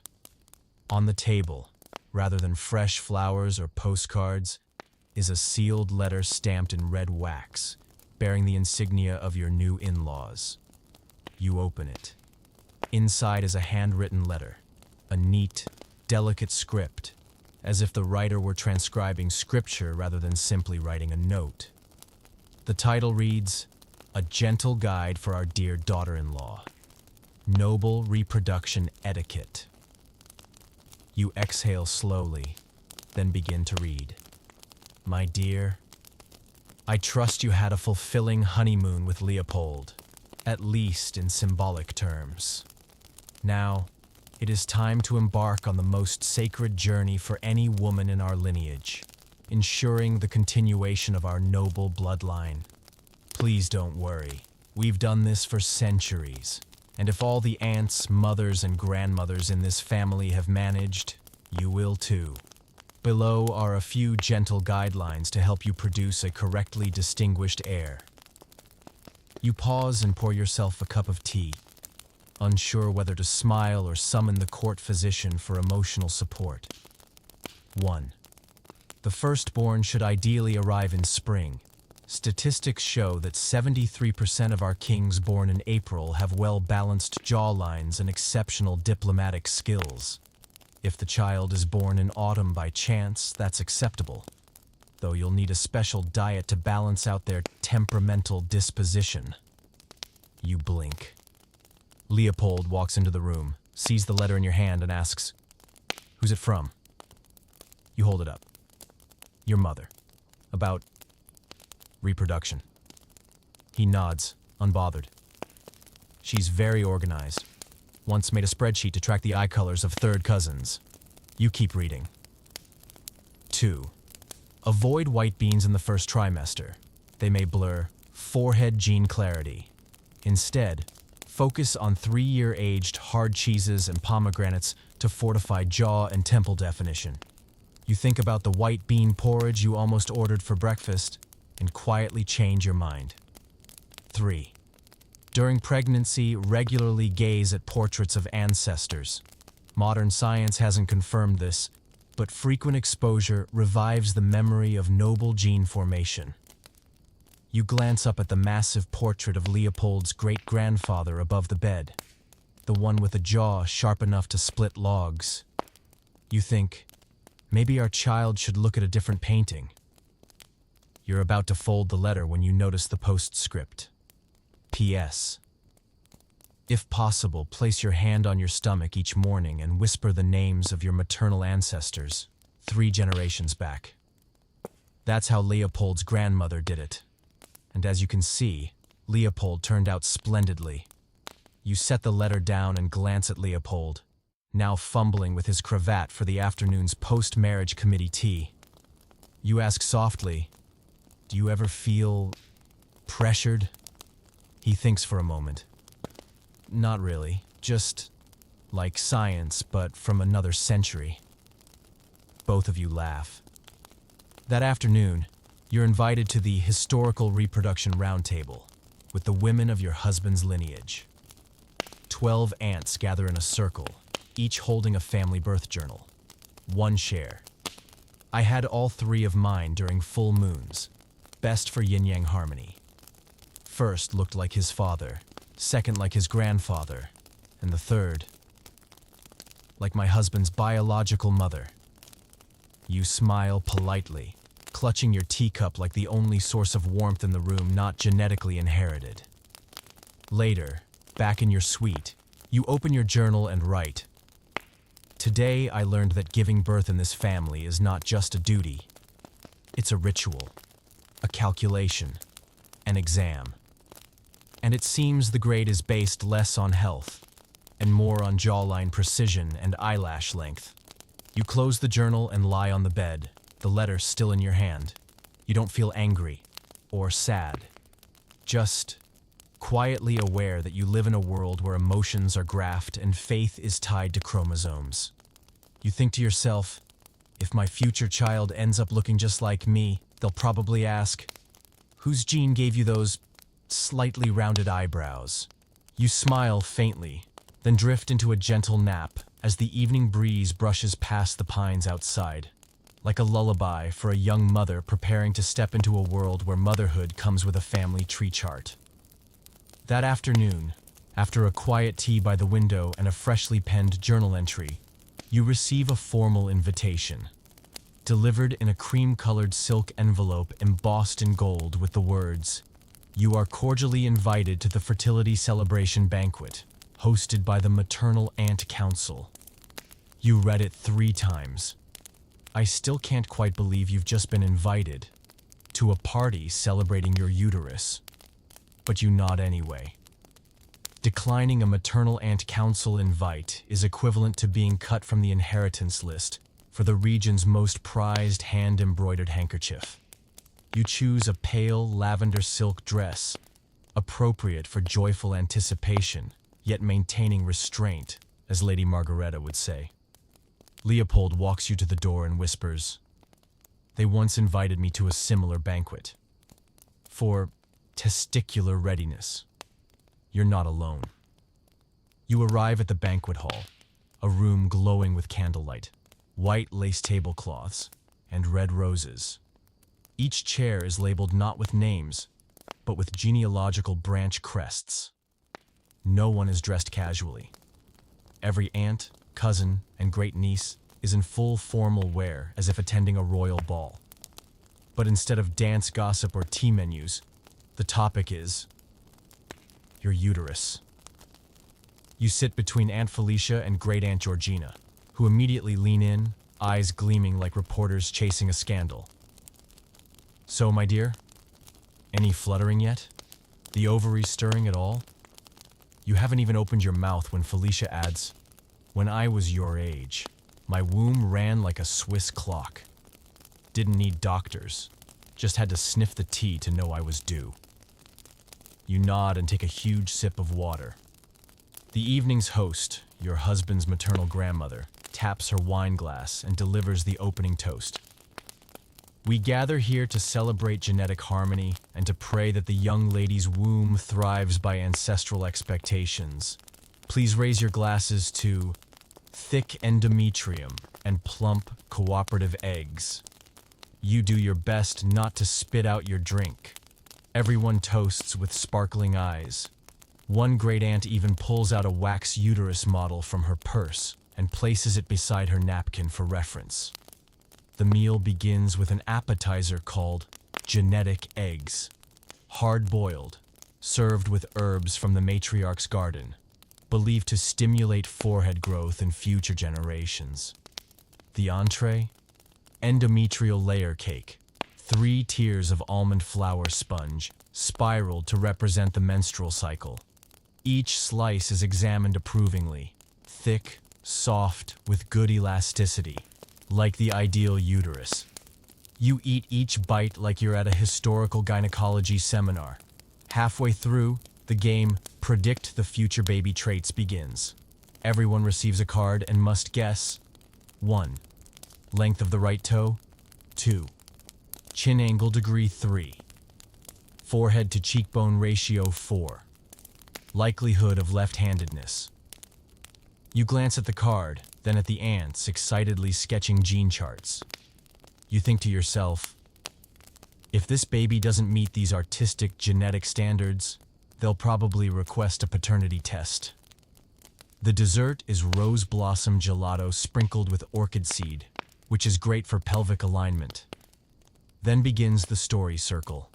Each ant shares their childbirth memories like a chaotic reproductive podcast. I had my first during a thunderstorm and still kept my chin shape.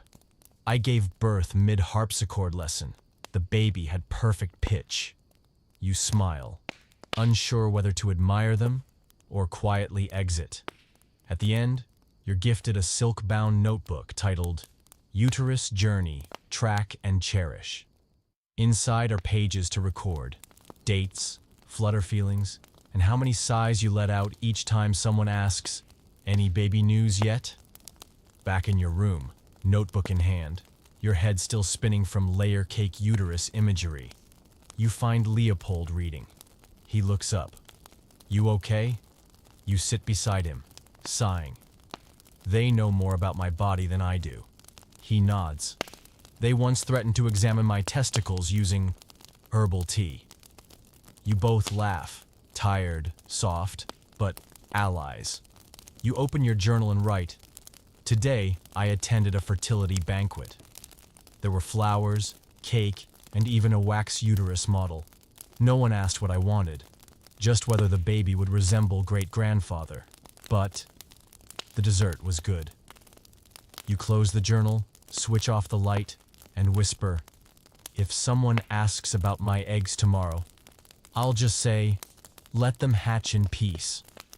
The next morning, the door swings open as you stretch your legs and let out a deep breath after your first dreamless night's sleep. 3 women in embroidered royal robes enter the room. No knocking, no warning, no hesitation. You sit up, dazed. Leopold is still asleep, face buried in the pillow like he's trying to hide from duty. You sit up, trying your best to stay polite. "Ladies," you begin gently, "I don't believe I've produced any lineage in my sleep just yet. Might we wait until I'm actually pregnant before adjusting my pillow to favor a bloodline?" Bernadette pauses, then nods in understanding. "Yes. But remember, early habit shapes future alignment. We wouldn't want a child to drift from their branch." You're not sure what drift from the branch means, but you're certain you don't want that label attached to either you or your child. Before leaving, they present you with a gift, the Hereditary Guidance Pillow, 4 Seasons Edition. Hand-embroidered, it includes a miniature family tree printed on the inside lining. You can adjust the height by adding or removing silk layers, depending on which bloodline you want to prioritize during sleep. You hold the pillow, unsure whether to be touched, or call for the royal physician. Over a light meal, you tell Leopold about the morning that afternoon. He chooses bread and nods. "They once measured my back, said I slanted left, worried the child might sit crooked on the throne." You stare. Then both of you laugh. Not because it's funny, but because you're past the point of disbelief. Back in your room, you open your journal and write, "Today, they measured my sleeping position like a fortress coordinate. They say my head tilts 12 degrees. I didn't argue. I just thought, maybe sleep should be the one place in this castle where I'm not being genetically adjusted." You close the journal, lie down, and hug the gene alignment pillow. Staring up at the ceiling, you whisper, "I'll tilt left, tilt right. Heck, I'll tilt the whole blanket.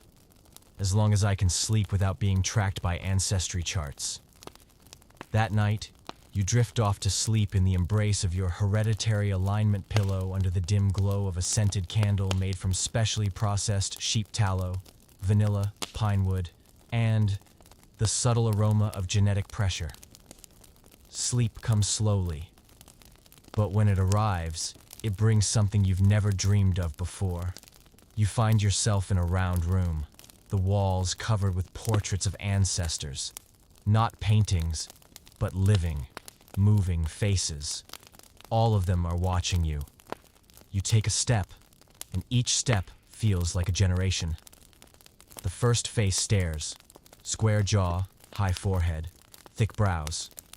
The second is a straight nose, tight lips, and curly hair. The third, your husband's grandmother, is still alive in real life. But in this dream, she's judging. They all speak in the exact phrase, in a blend of Latin and Old German. Bear it, but don't warp the chin. You step back and bump into a miniature statue. A cradle of oak appears. Inside, a sleeping baby, eyes closed, porcelain skin, and a face made of 7 others, pieced together like a puzzle. The jaw is from a great-grandfather, the nose from a third cousin, the hair, untraceable, but not yours. You lean over. The child opens its eyes. And then, in your head, the voice of Lady Margareta echoes. If it resembles no one, it resembles a flaw. You jolt awake. It's still dark. Leopold sleeps soundly beside you. You sit up and open your journal, hands trembling. I dreamt of my child, but it wasn't mine. It was a product of the Genetics Council. You breathe deep. For the first time, you feel a vague fear, not of duty, but of whether your child will be allowed to have a face. You share the dream with Leopold over toast and strawberry jam at breakfast. He listens in silence, then says, I once dreamt our baby was born wearing a red cloak and greeted me with Hail, House of Habsburg. You both laugh, but there's a trace of defeat in the sound.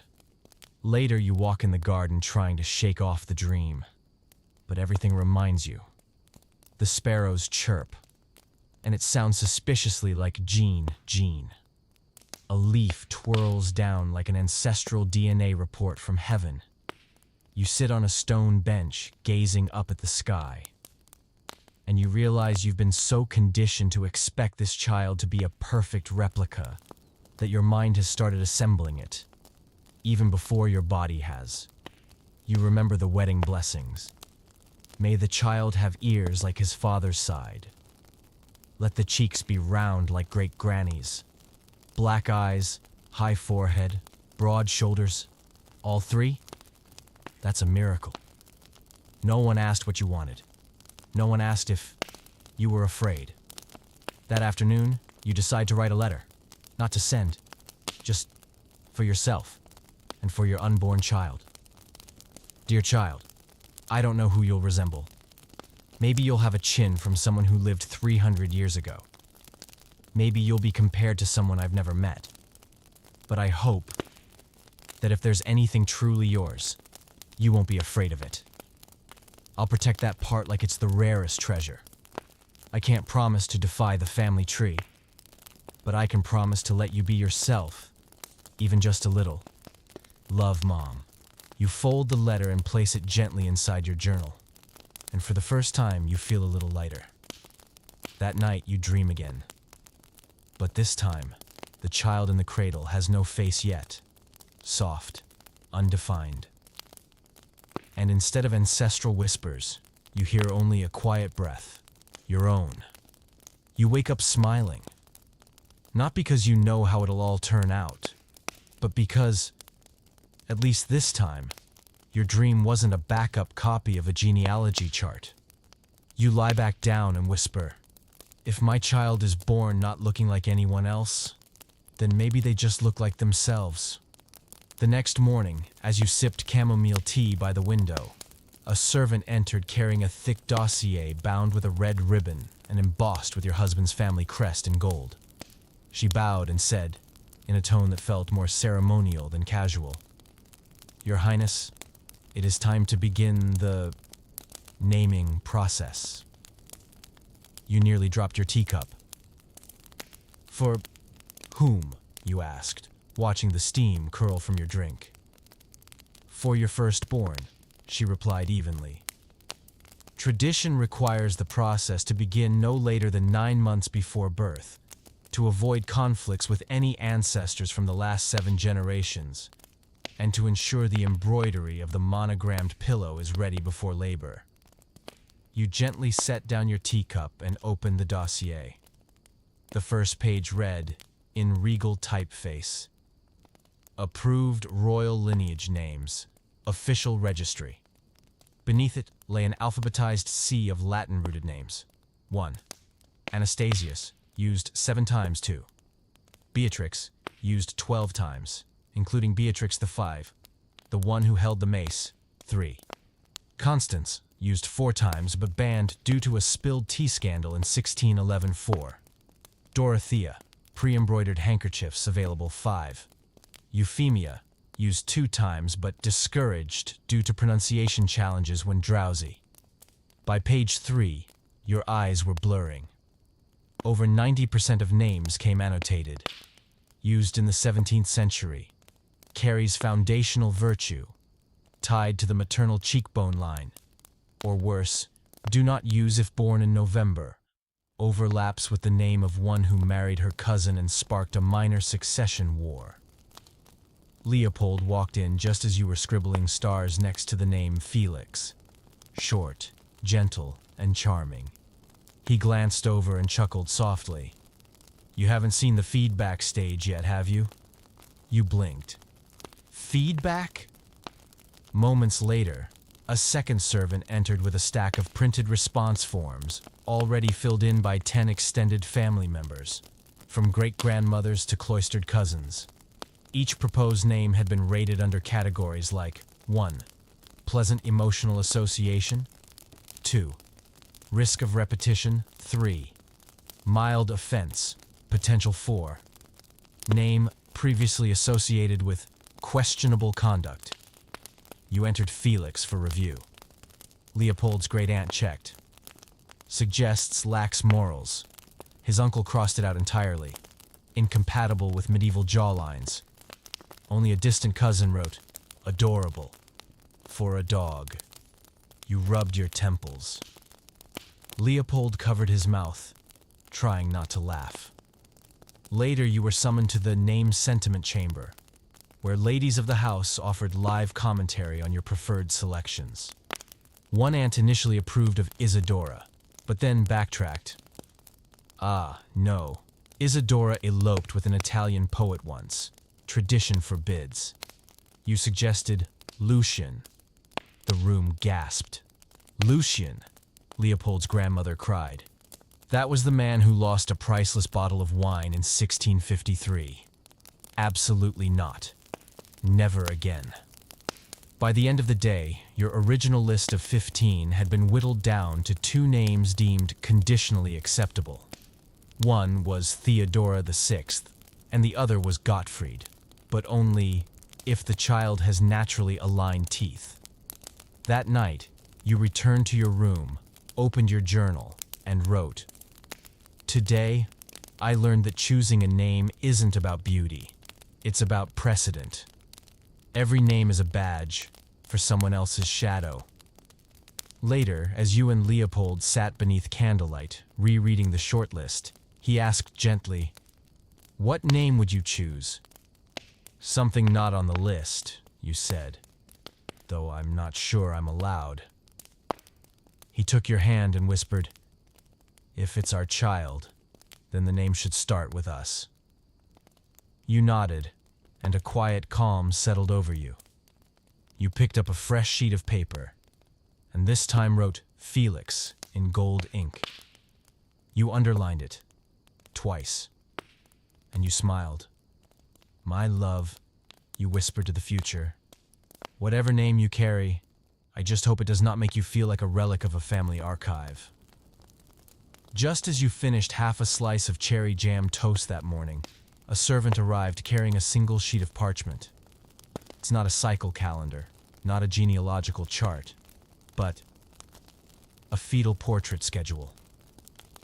You stared at the paper, tilting your head as if unsure whether this was a joke or the next step in your increasingly surreal royal life. Today's date was marked in red ink next to a handwritten note. Initial sketch session. Offspring of Princess and Prince Leopold. Location, West Drawing Room. Time, 10 a.m. You looked up and asked, "Am I pregnant?" The girl blushed. "Not officially, Your Highness. But tradition requires a fetal portrait to be prepared in advance, in case the joyful news arrives suddenly. We must avoid artistic delays with the congratulatory stationery."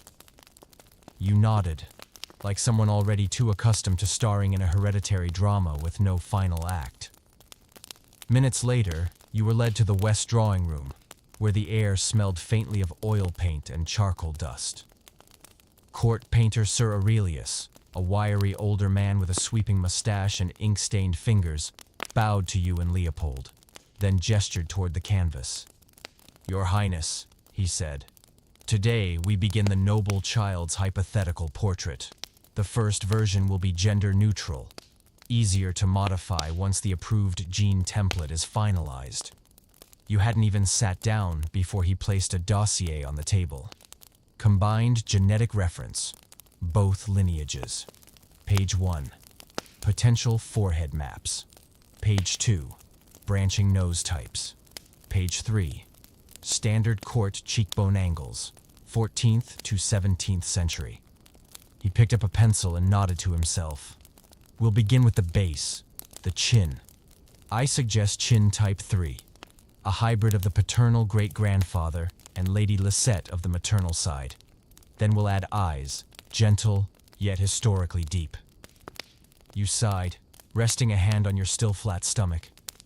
"Sir Aurelius," you said gently, "I think the baby should look like itself. Not a collage of 8 ancestors from 3 centuries ago." He paused, then smiled faintly. "I understand, Your Highness. But the regulations require the sketch to be complete. The aunts need time to embroider the pillowcases and commission the frame." You nodded. You didn't have the authority to cancel the session. And if you didn't sit for it, someone else might just imagine it without you. You glanced at Leopold. He shrugged and whispered, "We should call it version beta." The two of you sat together as Sir Aurelius drew the chin, the eyes, the nose, the ears, all selected from the genetically approved catalog. The child slowly emerged on paper, a small face, flawlessly symmetrical and somehow distant. "What do you think, Princess?" the painter asked. You stared at the sketch. Your heart stirred uneasily, not because it was bad, but because it was perfect, in someone else's language. You stood, walked over, and gently picked up a charcoal pencil. With a soft hand, you added a tiny mark on the right cheek. A faint smudge, maybe a freckle, maybe just a rupture in the formula. "I'd like to keep this mark," you said. "No need to adjust it." Sir Aurelius nodded, slowly but without protest. Later you sat by the window in your chamber, holding the drawing and looking into the garden. The child in the portrait said nothing, but there was something in its eyes, something oddly comforting. You opened your journal and wrote, "Today, I saw the first image of a child that doesn't yet exist. They called it a fetal portrait. To me, it was a portrait of hope. I added a dot on its cheek, not to disrupt, but to remind everyone this is a real person, not a sample sketch." That evening, you and Leopold sat quietly by candlelight. The drawing was propped against the wall. "Do you think the baby looks like us?" he asked. You shook your head, smiling. "Not yet. But if our child is born, and one day looks in the mirror, I hope they see themselves, not a curated echo of a family tree." He nodded, and the two of you sat silently as if waiting for the child in the picture to enter the world. Not perfect, but real. That morning, you had just settled by the window with a cup of chamomile tea when a servant stepped in, bowed slightly, and spoke in her familiar tone. "Your Highness, The council has scheduled the ceremony of fortified lineage for this afternoon. Lord Leopold has confirmed his attendance. You set your teacup down, eyebrows slightly raised. Fortified lineage? Yes, Your Highness. A light ritual, a family tradition, meant to bless the abdomen where the next generation will form. There will be incense, name recitations, and a touch of hand movement, all quite graceful. You exhaled. In your mind flashed an image of yourself surrounded by wafts of incense like mosquito smoke. But for the sake of family harmony, you smiled and nodded. At exactly 4 p.m., you were led to the ceremonial room on the 3rd floor. The room shimmered with soft candlelight and drifting threads of incense smoke. At its center was a round carpet embroidered with genealogical symbols, ancestral chins encoded in silver and red thread, spiraling like a medieval DNA map. You were invited to sit at the center of the carpet. Today's attire, an ivory silk dress with a specially designed waistband to showcase the blessed belly region. You felt like a parchment awaiting annotation. Around the circle sat 12 elder women, aunts, cousins, great-aunts, each holding a small bundle of burning incense. Lady Margareta, the ceremony's officiant, emerged from the shadows holding a leather-bound book bearing the ritual's title, Invocations for the Purity of the Line. She opened the book, her voice steady yet echoing like a chapel bell.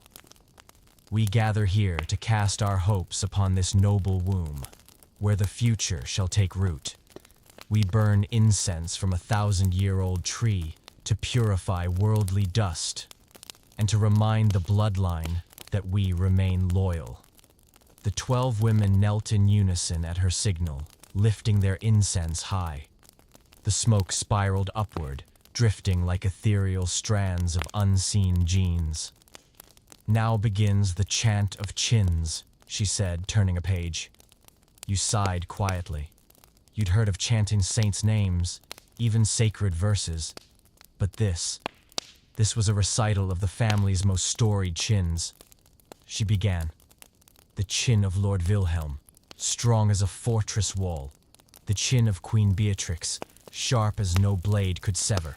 The chin of Sir Friedrich, noble tilt befitting honor. The chin of Lady Isolde, slender, but never weak. With each name spoken, a swirl of incense enveloped you. You sat still, eyes closed, partly from the dizzying scent, partly because you were trying not to laugh. Midway through, Leopold entered, dressed in ceremonial velvet stitched with gold thread in the shape of a family tree. He did not sit beside you. Instead, he stood quietly behind the line of women, head bowed, as if he too were praying, perhaps for your early release. Lady Margareta raised her voice for the final chant. We beseech the spirits of blood and bone. Bless this abdomen with a seed rich in the spirit of standard-bearing chins. If possible, grant a noble nose, deep eyes, and the ability to stand upright, without jaw misalignment. You bowed your head, unsure whether you were attending a sacred rite or a crash course in hereditary theory. At last, the incense was extinguished. A silk cloth was draped across your stomach. Everyone bowed. The ceremony concluded. On your way back to your chambers, you held Leopold's hand. He tilted his head, asking, "You all right?" You nodded. Still intact, just slightly over-perfumed. He smiled. Your chin survived. Didn't start glowing from all the chanting. You laughed. Just a small laugh. But in the thick scent of ancestral smoke, it rang out like a rescue bell for your sanity. Back in your room, you opened your journal and wrote, Today, I sat in a circle of women while incense danced around my abdomen, and the names of historical chins were recited. I wasn't upset. I just realized they've placed so much hope in a shape, but I only hope my child gets to be a person. You closed the journal and lay on your bed. The breeze from the open window carried the lingering scent of incense through your hair. You exhaled slowly. One day, if you were born, my child, I don't wish for you to have the perfect chin. I only hope you learn to lift your head in your way. The morning after the incense-laden lineage ceremony, a servant arrived again, carrying a scroll adorned with elaborate calligraphy and a ribbon sealed with the family crest. She bowed slightly and recited, "Your Highness, you are invited to attend today's scheduled session of Royal Gate Evaluation, Post-Marital Standardization Procedure." You read the title once, then again, then a third time. But no matter how many times you looked at it, the content remained absurdly clear. You would have to walk down a hallway 10 times to assess whether your gait was properly ancestral. Leopold, busy re-sewing a gold button onto his ceremonial coat, glanced at your expression and asked gently, "Another one?" You nodded slowly. "This time it's about legs. They want to see if my stride carries the correct ancestral essence." He chuckled. "They once made me walk the garden path when I was 12. An aunt claimed my knees weren't noble enough. I had to wear weighted ankle bags for 2 months. You didn't ask further. The less said, the more chance of salvaging your nap time." You were led to the grand eastern hallway, a vast stone corridor polished to a mirror shine. The high ceiling echoed each step like your shoes announced a royal duel. At the far end stood Lady Bernadette, Deputy Mistress of Protocol, wielding her iconic silver ruler. Beside her, 2 assistants, one sketching your walk, the other logging your pace and hip angles. "Your Highness," she said without smiling, "please begin. 10 passes. Keep your back straight, arms relaxed, but not too relaxed. We prefer to avoid any swinging reminiscent of merchant class conduct." You nodded, inhaled, and took your first step. Step 1, not bad. Step 2, slight slip from the overly waxed floor. Step 3, a faint whisper behind you. "She's leaning left." You remained calm, continuing. You felt like a symphony in motion, each note recorded by the exact angle of your ankle rotation. After lap 5, Lady Bernadette raised a hand. "Pause. The heel contact lacks refined commitment. We recommend the weight distribution demonstrated by Lady Isolde. Gentle glide, no stomp, as if walking across imagined grass." You exhaled quietly. Hard to picture grass when the floor feels like the tombstone of genetic expectations, you thought. You continued. Laps 6 through 9. Steady. Focused. By the 10th, you felt like you were floating. At the finish, Bernadette gave a slow, considered nod. "Improved. Still needs practice. Left hip overextends slightly. Likely maternal side influence. We recommend morning book balancing while standing angled. 1 week minimum." You thanked her, not in words, but with a smile that was precisely the socially acceptable amount of noble. On your way back, you overheard a servant whispering, "They say the correct walk can shape fetal bone structure, even transfer character traits."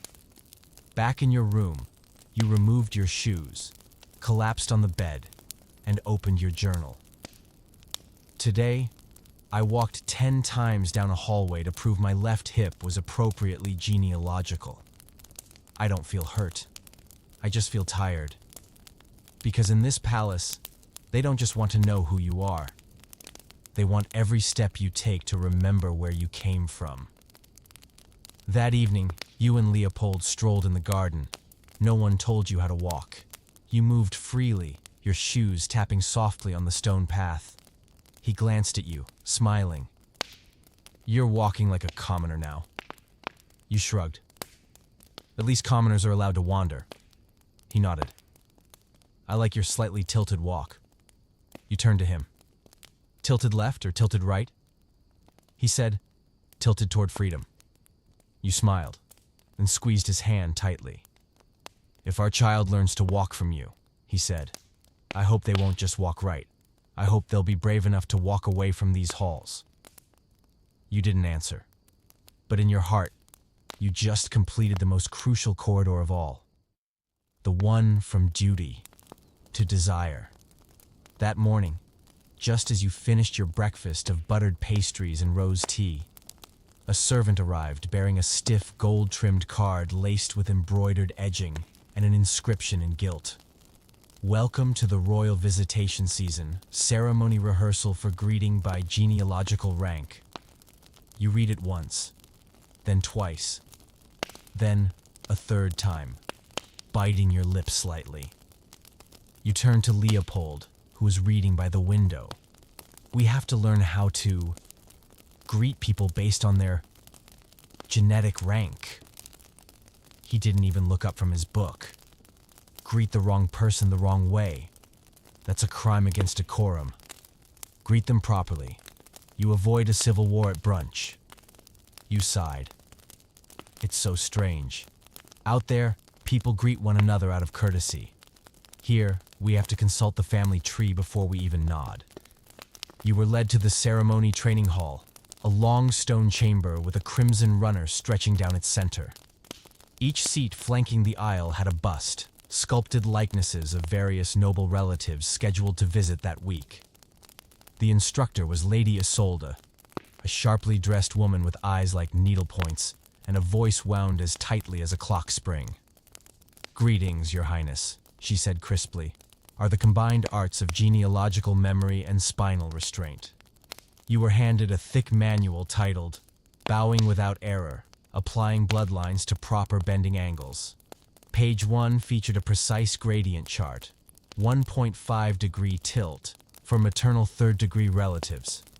Second, 10 degrees tilt for paternal aunts without noble titles. 3.15 degrees with 3-second hold for barons with less than 25% shared ancestry. 4. 20 degrees with 5-second hold plus left-angled smile for secondary branch elders, possibly former regents. 5. 1 knee kneel, 25-degree tilt, no smile for great-grand matriarchs deemed live-in bloodline monuments. You blinked, beginning to feel like you were learning a highly choreographed dance where a single misstep could cost you naming rights for your future child. Lady Isolde stepped in front of you, pointer raised. Now, let's rehearse. This bust is of Lady Angelica, who once married her husband and his cousin. Greeting angle, 10 degrees, hold 2 seconds. You bowed. She shook her head. Number 2 bent. That's respectful in a commoner's way. Nobility never bows like they're pleading for mercy. You inhaled and tried again. Better, she said. Then she gestured to another bust. Duke Maximilian, connected to your bloodline via a symbolic maternal great-aunt's pact. You squinted at the unfamiliar face. Who even is this? Doesn't matter, she replied. You still have to bow. You performed a 15-degree tilt, held for 3 seconds, and added the requisite gentle smile. Acceptable, Isolde nodded. Though it lacks that subtle, begrudging reverence. You return to your quarters with sore lumbar muscles and the mental fatigue of an entire court ballet. Leopold looked up as you entered. How many degrees today? Nearly 90. Cumulative. He chuckled. I once bowed to the maid of one of my aunts. Had to redo bow training for a month. You opened your journal and wrote, Today, I learned to bow like I was sending encrypted signals to each genealogical faction. Every tilt is a polite nod paired with an ancestral blueprint. And if I bow wrong, I might lose the right to name my child. That night, you dreamed you were at a grand banquet where everyone wore capes embroidered with genetic codes. You drifted from table to table, bowing at the exact angle for the precise duration, until your spine formed a perfect S-curve, representing your house line. You woke up, sat upright, and softly laughed. You turned to Leopold and whispered, "If I bow again tomorrow, I'll ask to bow in my way." Out of kindness, not chromosomal rank. He squeezed your hand. "I'll bow with you, even if they say it's improperly standardized lineage behavior." You nodded, then closed your eyes. And if our child one day bows to someone, you thought, I just hope they do it from respect, not from a genetic spreadsheet. Just when you thought no ritual could be stranger than bowing based on bloodline prestige, a servant knocked on your door holding a thick ivory card embroidered in gold thread, with the shape of a cradle. You opened it. The heading read, "You are cordially invited to the Royal Cradle Viewing Ceremony, the first official cradle inspection for the next generation of noble blood." You looked at Leopold. He raised an eyebrow. "They're admiring a cradle? Not the baby?" You nodded. "There's no baby yet, but the cradle has already been chosen, inspected, blessed, and polished." The ceremony was held in the Birch Room, a whitewashed hall with swaying silk curtains and the faint scent of lavender drifting through the air. At its center stood the royal cradle, perched atop an elevated wooden pedestal and lit by a golden ring of candles, like a relic on display. The cradle was made of deep red walnut, carved with a sprawling family tree around its frame. Every knot in the wood resembled a carefully arranged marriage. The pillow inside was embroidered with standard-issue noble chins. The bedding was woven from Italian silk, steamed with incense for 3 nights to ensure ancestral energy didn't dissipate. When you entered, the room was complete. Aunts, great-aunts, high-cheekboned elder cousins, each taking turns smelling the cradle linens. One woman took a deep whiff and nodded approvingly. "Very good. It still holds the scent of the paternal line. Slight whiff of the maternal ancestress incense, but not overpowering." You tried to step back, but a servant approached with a tilt gauge. "Your Highness," she whispered, "tradition requires the future mother to check the cradle's angle to ensure no genealogical misalignment." You crouched down, placing the gauge against the cradle's side. A tiny bubble slid just slightly off-center. You frowned. "Is it crooked?" Leopold whispered. 2 degrees.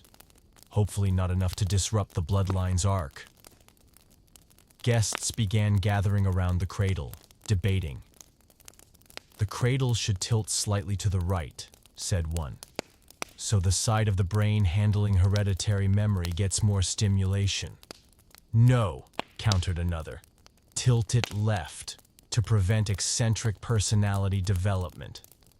You stood in the middle of a room thick with incense and powdered perfume, listening to serious discussions about the ideal positioning for a baby who didn't yet exist, with the intensity of a military briefing. Then came the ancestral energy transfer segment. Each guest was handed a thin thread, supposedly sourced from the robes of a prominent ancestor. They stepped forward, placing their threads into the cradle pillow while chanting and closing their eyes. You were handed a crimson thread. "This is from Lady Ottilia's cloak," the servant explained. "She birthed 6 children, all with perfect chins and 0 post-lunch tantrums." You placed the thread gently into the cradle. For reasons unclear, you felt a faint twinge of emotion. After the ritual, you were invited to sit beside the cradle, to harmonize energy with the gestational vessel. You leaned in, resting your fingers on the smooth, warm wood. And for a second, you imagined tiny hands gripping the railing, a soft giggle in the air. You smiled, not because the ritual convinced you, but because the image felt real for the first time. A child, small, yawning, unaware of lineage. They just need arms to hold them. Back in your room, you opened your journal and wrote, "Today, I stared at a cradle. They said it holds the hopes of generations. But when I touched it, all I thought was, this is where my child might curl up and sleep. No tests, no proving, just sleep." That evening, Leopold handed you a folded square of cloth. "I snagged a corner of the cradle cover," he said.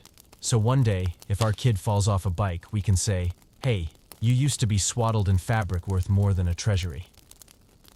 You laughed and tucked the cloth into your drawer next to the sketch of the hypothetical child. And as you settled into bed, you whispered toward the future, "If you ever lie in that cradle, my love, I hope you sleep soundly. There are no family tree charts, no ancestor chants, just the wind, a soft pillow, and a nap no one needs to evaluate." Just when you thought you'd endured every strange ritual court life had to offer, from assessing chin angles to incense-scented cradle inspections, a servant arrived with the simplest item, a silver hand mirror. She bowed and placed it on your bedside table, along with a folded instruction sheet. Spiritual gene preparation ritual. Each night before bed, gaze into the mirror and repeat 10 times. "I am the continuation of an excellent bloodline. I carry everything my ancestors ever hoped for, and I will pass it on, worthily." You sat on your bed, holding the mirror, staring at your reflection. The candlelight shimmered across the glass, casting a soft halo. You saw your face, familiar, yet no longer so simple. It was a face that had bowed to lineages, walked prescribed paths, sat inside incense rings, and chosen names for lives not yet begun. You thought, "I'm not sure if my ancestors truly wanted this, or if people just decided they did." You tried once, "I am the continuation of a great bloodline," and stopped mid-sentence. Not out of rebellion, but because you suddenly wondered, can someone truly be a continuation if nothing they carry is their own? You lowered the mirror, then smiled faintly, a tired smile, but honest. Leopold entered the room, spotted the mirror, and asked, "Nightly affirmation time?" You nodded and handed it to him. He held it up and looked at himself. "What do you see?" you asked. He tilted his head and shrugged. "A guy trying to remember the 37th grandmother." "Still not sure." You both laughed. He set the mirror down. "Do you want to do the ritual?" he asked. You were quiet for a moment, then replied, "I'll do it. My way." You stood, looked once more into the mirror and said, "I am myself. And if I carry anything from my ancestors, let it be their endurance, not their face." Then, you gently laid a silk cloth over the mirror to remind yourself that not looking can also be an act of freedom. That night, you climbed into bed. Leopold lay beside you, fingers lacing with yours under the covers. The candle dimmed. The wind outside whispered like the soft breath of a newborn child. You opened your journal one last time in this long stretch of strange days. "I have lived a royal cycle, walking with precision, posing as the unborn, greeting others by genealogical rank. But what I'm taking with me isn't a family tree. It's the quiet moments, when I smiled at the absurdity, went silent at the weight of history, and whispered something to me, not for anyone else to hear." You set down your pen and turned off the light. In the dark, you heard Leopold whisper, "Any rituals tomorrow?" You smiled and shook your head. "Tomorrow, we do nothing. Tomorrow, we just live." And for the first time in days of incense, rituals, councils, and inherited expectations, you fell into a sleep that was truly your own. No knocking, no angle measuring. No one asked if the child would have his aunt's ears or her grandmother's cheeks. Just you, Leopold, a quiet room, and the wind-rocking stories that never needed to be passed down.